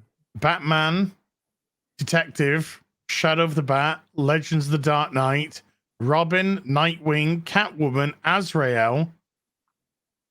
Then you got the miniseries. So that was like the Batman. So anything Batman, anything Superman, Green Lantern, Legion of Superheroes, Flash. Whenever they did anything Tomb Raider, I'd always get something from Tomb Raider. And then you picking up the one shots, you're picking up the miniseries. It ended up being a lot. That's now gone down to nothing. Yeah. Couple $300 a week. That is a $5. Fuck is $5. You want to insult me like that? Make As- it fucking more. Misread those DVDs. He thought it said transgenders more than meets the eye. We know Women his in fetish. disguise. Women face. I don't know. Star Wars Meg. Is that the clip I've seen going around with the guy who looks like Santa Claus? I think he's called Star Wars Santa Claus or something like that. Star Wars yeah. Meg. Yeah. I don't know. She just went off on Gina and said she deserved everything she got. Sounds like a Star Wars shill, but I'm not super familiar with an avatar talking. She deserved everything she got for you perpetuating exactly what she was fucking saying. The lack of awareness on these fucking idiots. Yeah. Real. It just goes to show you. Some people are just lucky on YouTube. Okay. I've never even heard of a Star Wars. Yeah, some people are just you attach yourself to a franchise and then you have to become beholden to it. You know what I mean? When you do, I am a Star Wars channel, and then don't. I mean, you can even have it in your title, like Anna, that Star Wars girl. She talks about other stuff. You know, she talks about like you got to diversify because Star Wars is dead. Like I said, dead naming. Stop dead naming Star Wars, everybody. Oh my God. Your angry Uncle Matt for $10 has just donated $10. Thank you very much. I appreciate it. Luka Pilipovic for $5 Australian says the Japanese are watching the American comic book industry Pearl Harbor itself. I can't imagine what that feels like to see for you, Gary. It's I made my peace with it. It really sucks because comic books are my favorite medium, period, out of anything. So it's not fun to watch, but They did it to themselves. Yeah, They I wouldn't got no listen. sympathy. They did. Yeah. Nice. They did to themselves. No one of them, not one single person tried to prevent it. They all. It's like Murder on the Orient Express. They all took a turn to stick the knife in. You know, Yep. if I was among them, I'd be like, "You guys have done it. I don't really feel like Grandpa putting an extra knife in there. I'm just gonna leave it. You know what? It helps me out when I get to the court case as well." Oh my Oh god! look, our industry's fucked. You guys are Yourself. super crazy generous today. Hmm? There's just I scrolled up. I guess I got caught. I'm talking about my little list. That X-Ray Girl does a great job. Okay, I thought everyone knew how that ended. No, I think they're taking the piss. They might not be. You never know. You never know. We should have read it. It came out in 1927. Dummy test for $3. Have you watched RRR? My plan is to watch it tonight after I record a video. We'll see if that happens, though. Maybe I I'll have watched to that. watch That it in the movie morning. is wild. Is It it is how is it insane. 3 hours long? Yes. Shit. That's what's been keeping And- me from watching it. It's And it this is ain't 3 just hours. action movie. They have a lot of story to tell you. They have lots of Mhm. characters going on. What did you think of it, MauLer?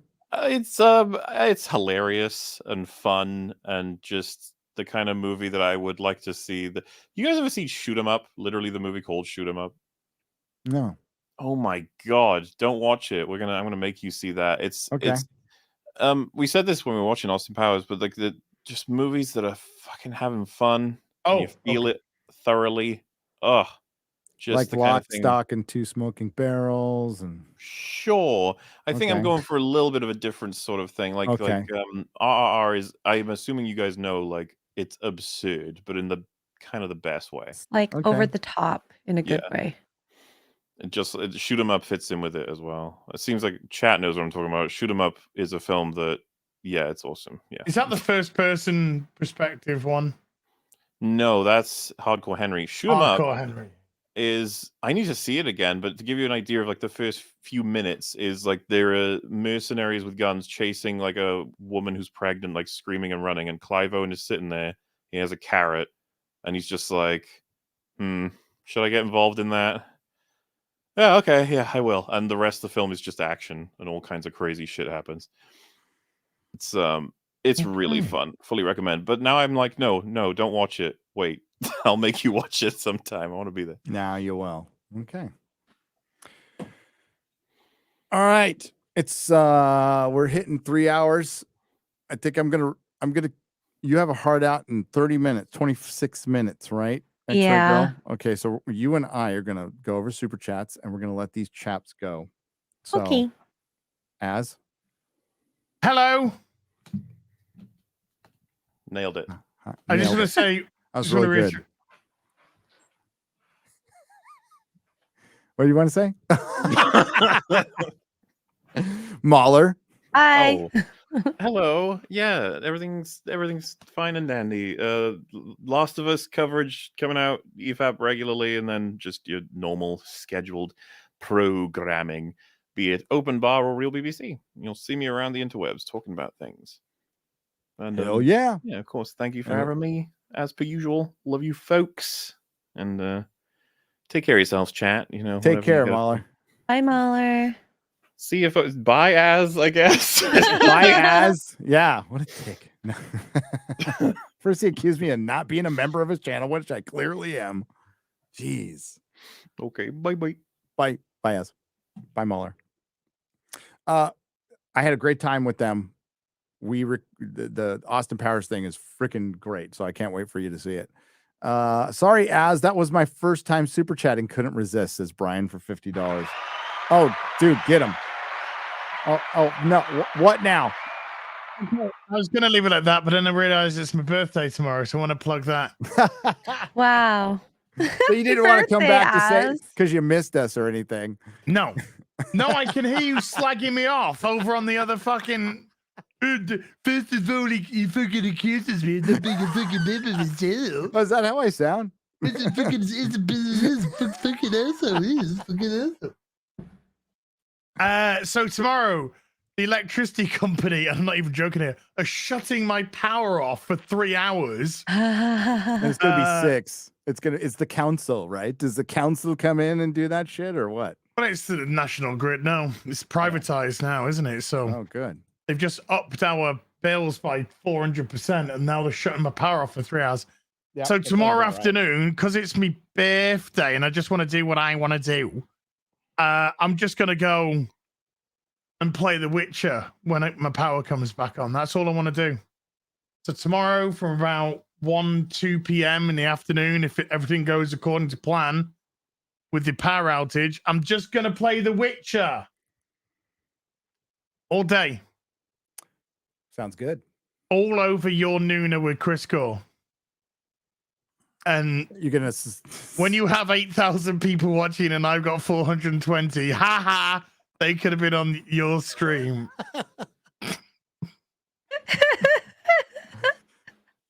Wow. I was actually taking a piss out of me, not you. No, I'll Because send I'm saying people when you over got to- 8,000 you'll people still and be I s- got You'll still be 400. streaming when we're done, so we'll send everybody over to you, Wow. and they'll all go. Then 5 will come across. Shut up! It's your birthday. Okay, so chat, love you.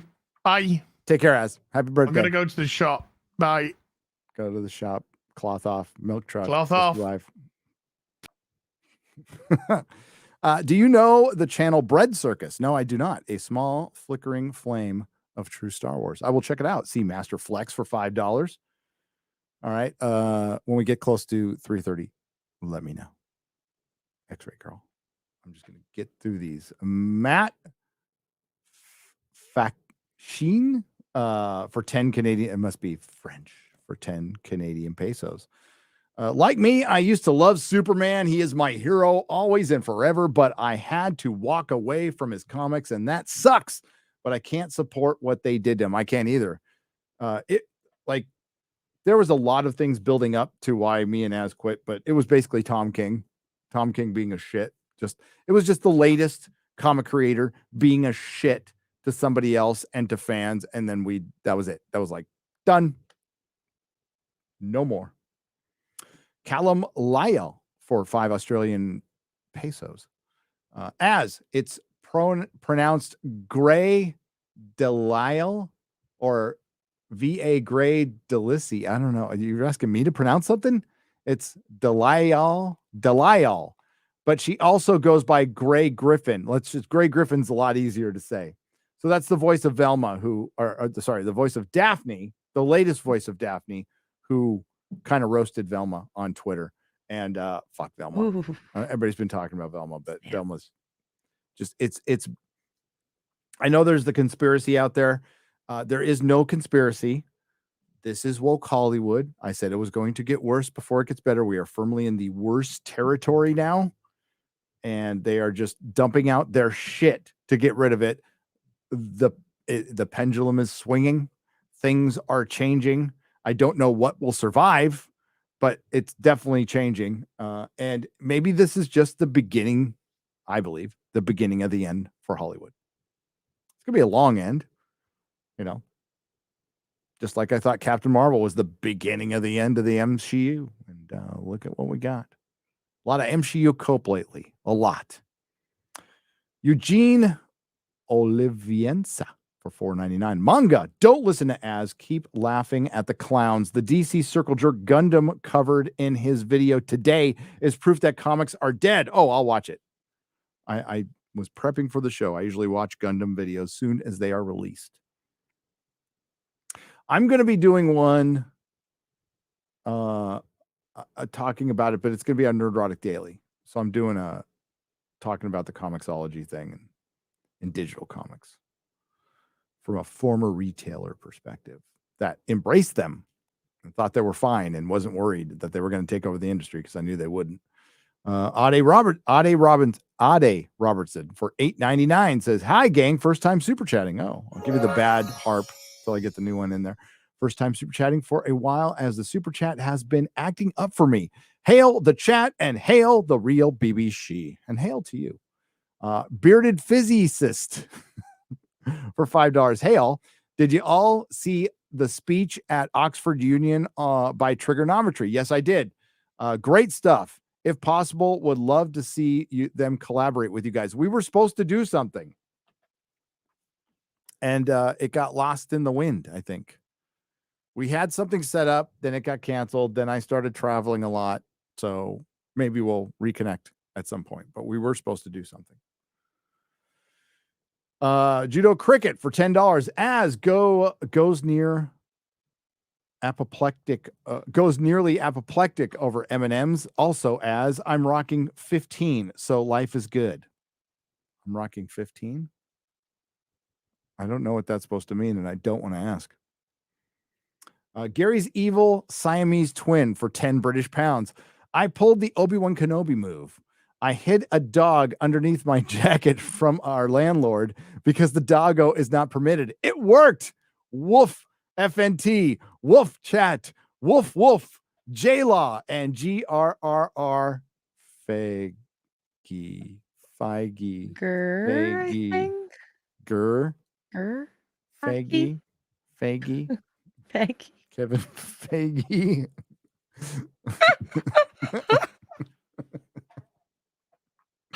Okay, Bubba Doom. I'm sorry. Bubba Doom won for $5. The kids and I finished Tulsa King last night. It was awesome. Now I'm going to introduce them to Get Carter, Stallone, and Michael Caine versions. Oh, that's cool. Yeah, there you go. That's good. I gotta watch Get Carter again. Tulsa King is fantastic. Absolutely fantastic. I can't wait to watch it again. Shadow Chaser for $4.99. Gary, don't forget about the annual solar eclipse you will get on October 15th, and the total solar eclipse you will get on April 8th next year. Yes, we are going to get a total solar eclipse here. That's when the world will end. I hope not, though. Will M for $10. Spider-Man all day. That's why the Batman versus Superman movie made no sense. Superman beats Batman before Batman can even get a punch off. Love Batman, but it's Spider-Man. Same here. Yeah. See, Batman has to rely heavily on their ability. I can't think of the word right now. On their ability to just hold back, because Superman's always showing constraint. Restraint. Yes, restraint. Words I can't find right now. Spider-Man's always showing restraint, and Batman can count on that. But that's part of why Batman's Batman. You got to give him that. Eric John Pizza Artist for $4.99.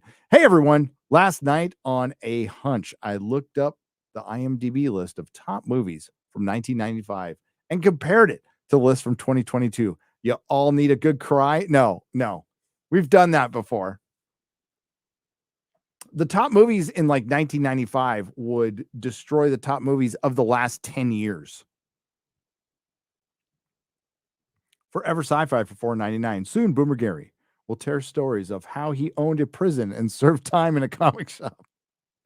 This is true. Rough Drafter for $9.99. Spider-Man is the best hero. Batman is more loved because he has the best villains. Batman has the personality of an intellectual Puritan. He's remained interesting only because of his villains. That's one argument. Yeah. I'd say, yeah, there's more to Peter Parker than there is Bruce Wayne. How do I say it? Idiot token? Idiotosin. Idiotosin, yeah. For $1.99. Gary really went and said F in the chat for Nina. Enoch Maman for $10 on the Streamlabs side. Giorgio only gave Gary a peck on the cheek. There was no French kissing. Gary, however, got away with more than that from Warren Ellis. Release the tape. Just Mall for $9.99. Batman has a car game over. No, there's the Spider Mobile. It's a Doom buggy. Okay. And I've got a Mego version of it right down there that you can't see. And it's awesome. But it's not as good as a Batmobile.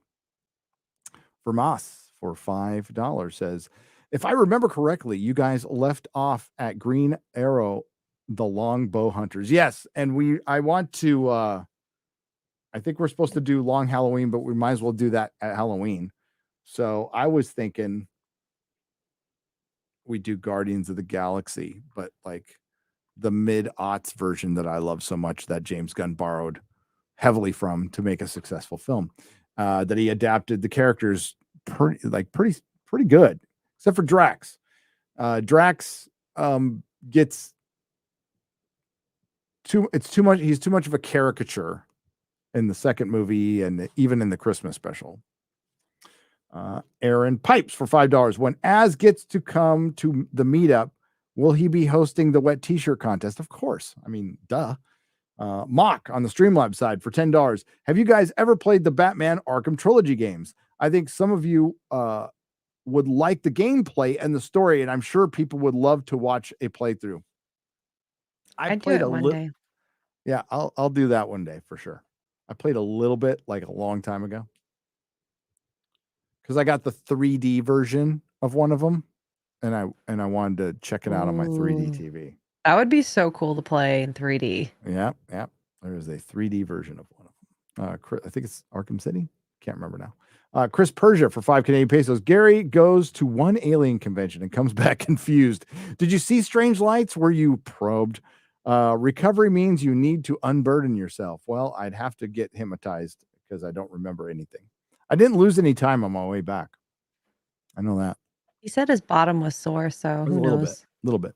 Eddie Brock for 9043 for 249. X-Ray, did you do your anime Pokemon impression? Yeah. That's it. That's it. There you go. Thank you. Nicholas Krauser for $10. Oh wait, I can even hang on. What the hell is even that? That's what he asked for. That's what he asked for, and that's what he gets. Kyle B for $5. Somehow, Glass Onion got a screenplay nomination and not Morbius. Weird. Did Glass Onion get a screenplay nomination? Oh God. Eddie Brock 9043 for 249. As give us a fucking scissoring. I have to do it because he's gone. Joseph Yancey for $10. Thank you for the donation. XSL for $5. Rest in peace, Biden. It's now time for Harris to become president after the second year. After inauguration means she can be president for almost 8 years. Yeah, she won't get no. She will actually be worse than Biden. She is a bimbo.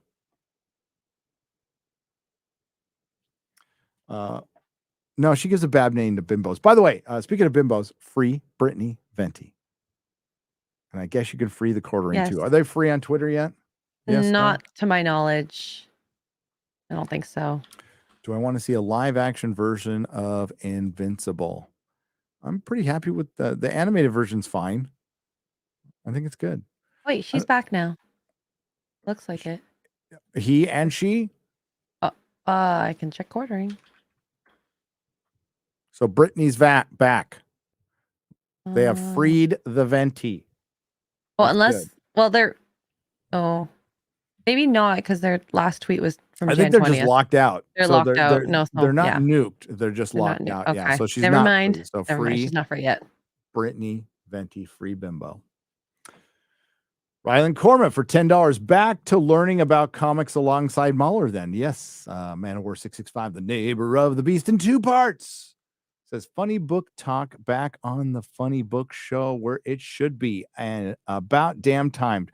With that said, all hail TTRPGers fighting the good fight, nearly rivaling SC Amazon's ROP fandom backlash.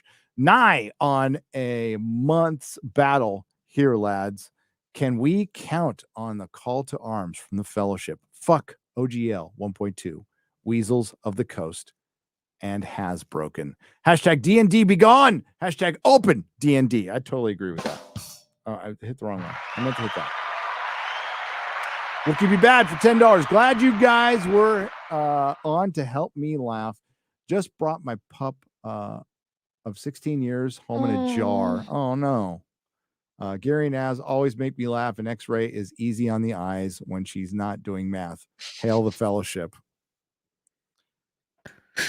Oh, I feel bad for your dog. But thanks for making me laugh. Oh my goodness. when she's not doing math. Sorry about your doggo. 16 years, good long life. But yeah, my doggos are getting old. Two of the three are getting really old. Nazo Kashev for 10 Martian pesos. Hello, team. I am from Bulgarian pesos. I am from Bulgaria, and there is a 50% chance of my country was founded by Jennifer Lawrence. My question is for MauLer. What are your expectations of Quantum Mania? He thinks it's going to be shit. I don't think that they're low, but MauLer's honest, so if he likes it, he will tell you. Ultimate Fatty for $10. Anyone remember when Mindy Kaling just played a petty and annoying character on The Office who knew that was foreshadowing the type of work she wants to do? Well, she was in character. Maybe that's why it worked. Man has a man. The gender of man has has left a donation of $10. It just says man.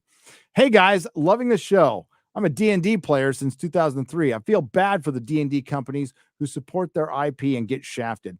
The movie is actually mostly rule correct. FYI, the red mages are the red wizards of they. But I won't be seeing it. P2E rule. Yeah, it just looks like I don't care. It looks like modern movie for modern audience, which means nobody wants to see it. MK Solid 82 for $4.99. I watched the original Stargate movie, and it brought me back to a time when the world was normal and Raw was a transgender. This is true. Janan Klassen for 5 Canadian pesos. Did you see that the Wales women's football team is getting 25% of the men's salaries? What? No! Oh my God. That's not fair. Jack Bauer for $2. Talk about Eminem's virtue signal failing. I didn't catch up on that. I like Eminem's. I do. But I don't know how it failed. I'm getting prepped for another video, so I'm in kind of Marvel world right now. But I'll look at it. Oh God, I'm yawning. Don't yawn on the stream. It's bad. It's bad. I got up early today. Already worked out. Did all my stuff. Captain Solo for $5 says, for the hosts, what are your favorite actors? Live action only, no animated, and why? Well, I'll have to ask that one later. You know? We'll have to ask that one when the group is here. If you can remember that one, X-Ray Girl. Yeah, I can. Dungeons and Dragons, thieves of Marvel humor. Marvel mom jokes aren't funny. It's so cringe and unfunny. The Grizzly for $5. Marvel mom jokes. That's a great way to put it. EJ Paladin for $4.99. Women talking sounds like a less interesting My Dinner with Andre. My Dinner with Andre. It is a lot less interesting. DRT is king for $5. Remember for like 6 minutes when Quentin Tarantino was going to direct a Star Trek movie? That was exciting for a month. Nerdist made a funny trailer. I'll have to check it out. Silk Crayfish for $7.66 for £2 British. Wouldn't Superman just throw Hulk into space? Yeah, I mean, he'd survive, but yeah. Brightest Day for $2. Not the quartering casting couch video. Oh, the quarter black casting couch video. Yes, the quarter black casting couch video will see the light of day, especially with the shit he was talking today. Oh yeah. Not but he did a good job. I asked for a clip and he gave it to me like immediately. Wait, I've got an idea.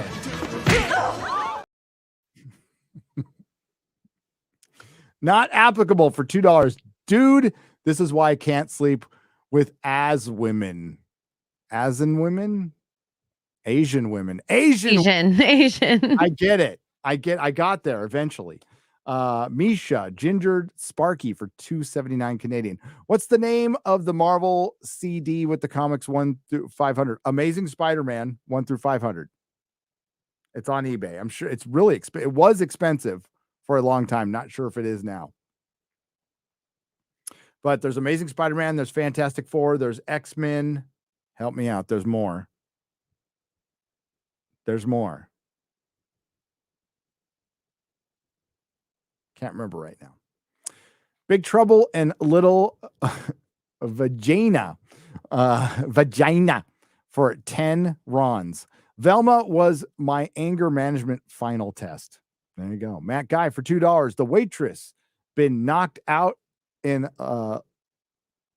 is Lita from B5. Yes.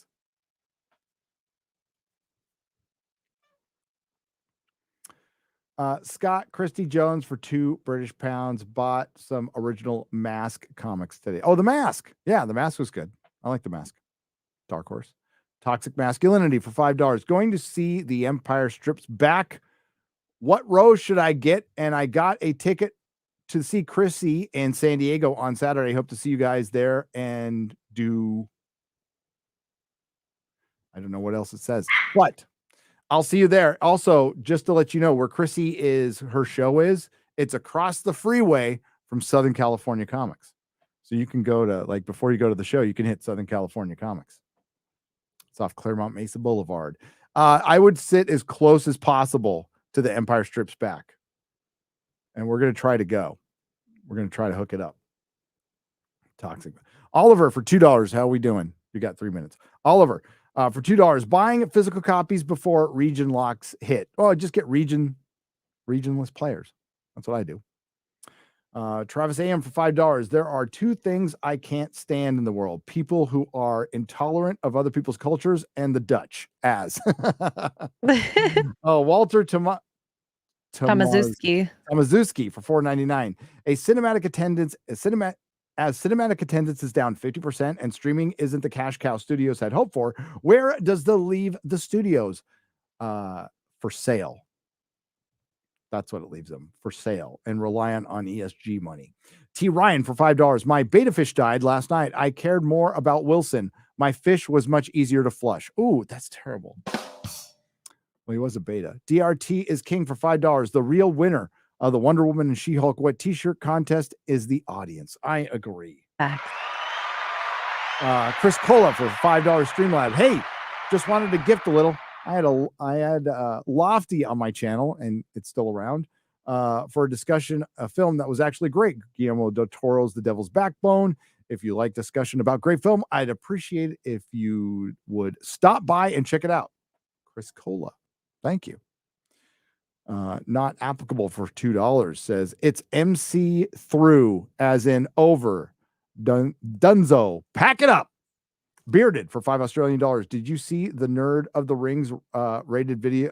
Rings of Power 6 out of 10 equal with The Hobbit? I did. I saw Nerd of the Rings and another channel finally came out with their authentic real reviews after the reviews that they gave previously apparently weren't. I hope that works out for you. I hope that strategy works out for you. Okay. Not applicable for $2. Bet you blindfolded the gay guy. He can't tell the difference. Craig Morning for $5. The Max versus Batman. Go. Oh, that's a weird one. That's a weird one. Did they do a crossover? They must have. Just call me the guy for $1.99. John Green Lantern Blackest Night. Green Lantern's Blackest Night was good. Clear them out for 50 Swedish krona. According to the old official Marvel handbook, Spidey can bench about 30 tons. He'd flatten the bat. Yes. And that is true. Kaz M for £5 First time super chat. As I am not allowed to, am I allowed to watch if Police Academy 5 is one of my favorite films? My hubby says my boobs are nice, if that helps. Yes. And I'm glad your hubby better say that. I like Police Academy movies. Doc Holliday for $5. Didn't Batman beat the Hulk? Yeah. I mean, in Batman versus Hulk, I don't know if he beat him. Cool Dog Spot. I mean, I have the Treasury edition right down there. I could pop it open. I mean, the last time I fully read it was before some of you were born. Eddie Brock 9043 for $5.99. Thoughts on the rumor that Hannah John Kammon's ghost has been removed from the Thunderbolts movie. So that means it's just a team of super soldiers. They did? That wouldn't surprise me. What is the best superhero movie that isn't a Marvel, DC, and manga IP? I vote Sin City. Doc Griffin for $5. I would vote Sin City. I would also vote The Crow. The Crow or Hellboy.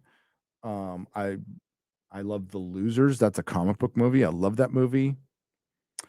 Yeah, there's a bunch. All right, we're gonna get out of here. It's 3:30. Time for you to go, X-Ray Girl. Okay, George the Giant Slayer, thank you for those 10 memberships. Thank you, George, for $50. We'll get the rest in the square. Okay, you get out of here. There's like only a few left, so I'm gonna get them. Okay. I'm gonna Love you get 'em. guys. Thank you. Bye. Bye, X-Ray Girl. Bye, Gary. Bye. Good job. Screw everybody else. X-Ray Girl does the best job. All right. I'm just going to read the ones she's got up and then I'm out of here.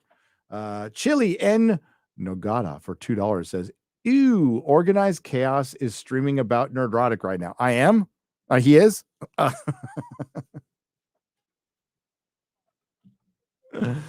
I don't care.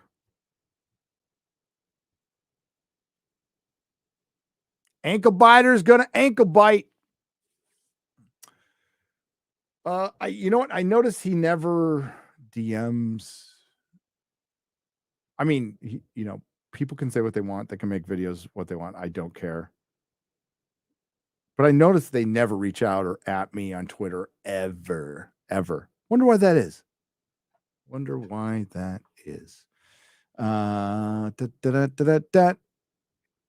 It's Australian dollar dues, not pesos. Great show.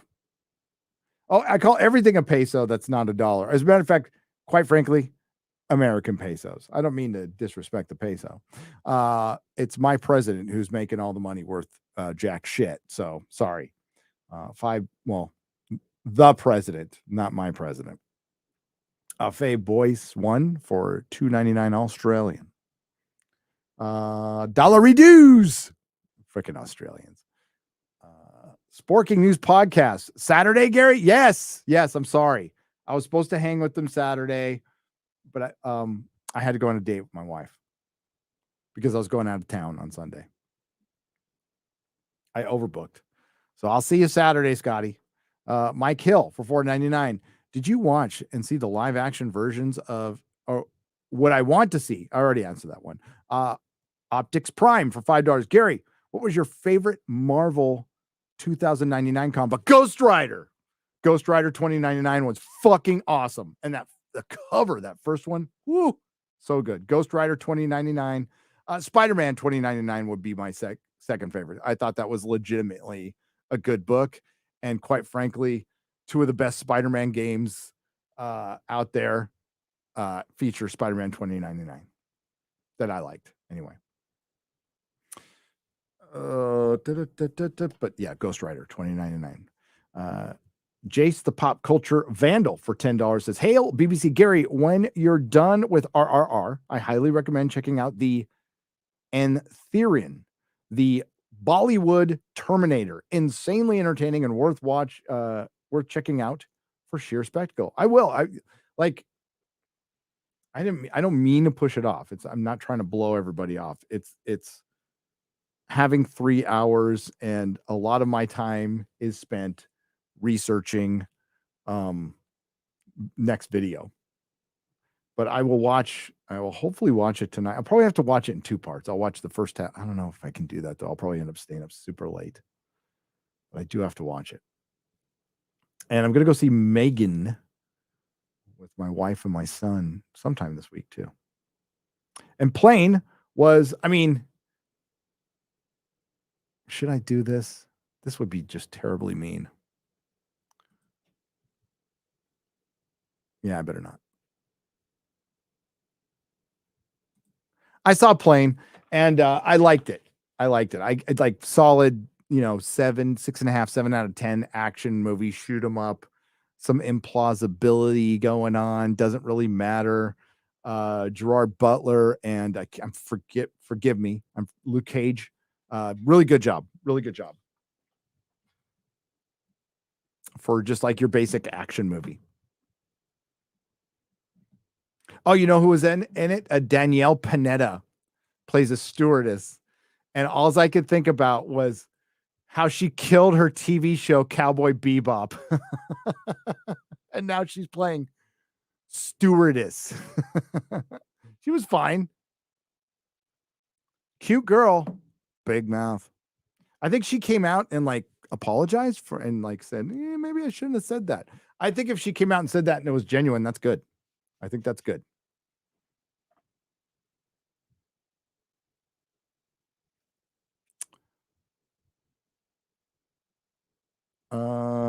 I liked reading older Marvel stuff on Comixology Unlimited.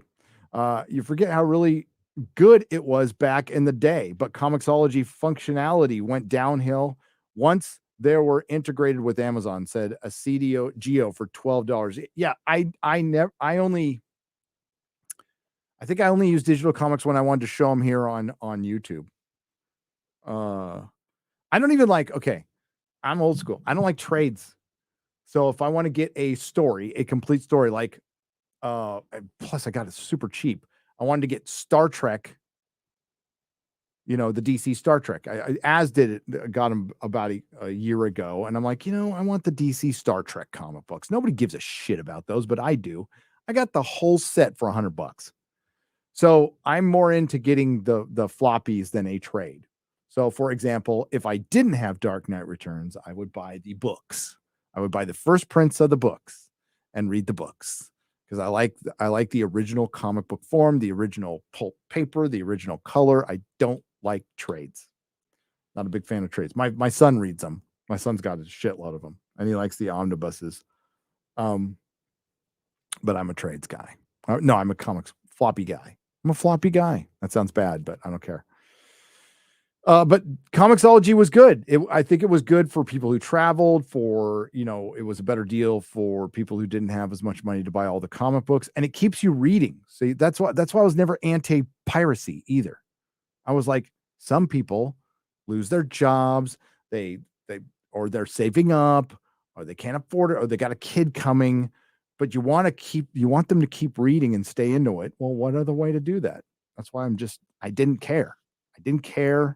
Still don't care. It's there's a great, I can't remember the name of the episode. Help me, chat.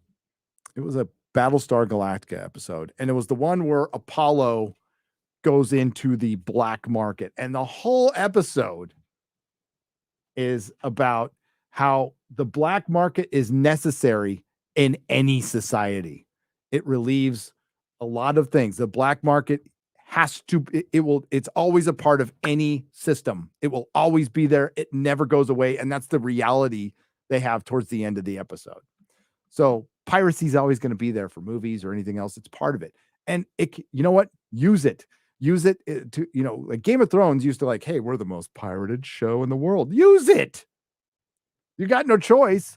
So if it's keeping people into comics, and then eventually, they have the kid, they get a better job, they're a little older and they're not a student anymore, and then they'll go buy the comic.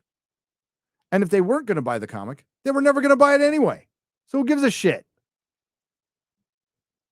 I know creators are probably cringing hearing me say that, but like, it's a potential customer. Everything's a potential customer. Everything's a potential customer.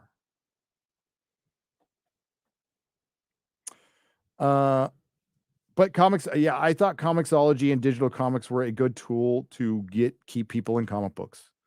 So I told the story, like the 7-Eleven down the street from my house, he was not allowed to order comic books, so I ordered them for him.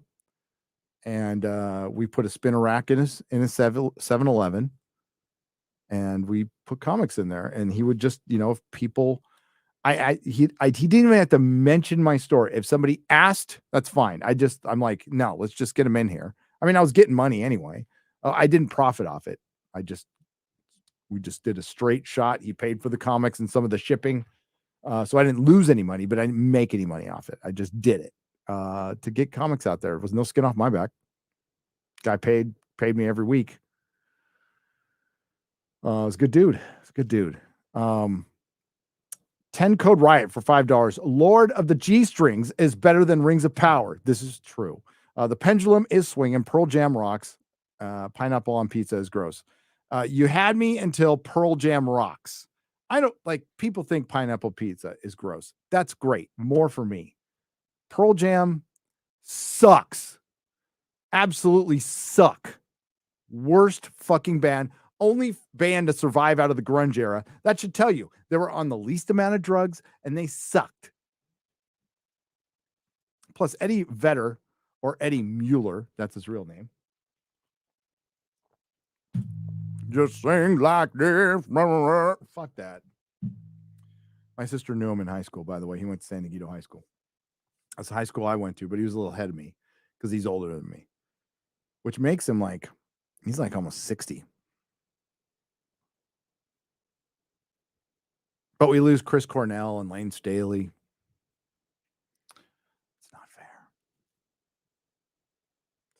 All right. Thanks, everyone. I'm going to go. Got to hit the road.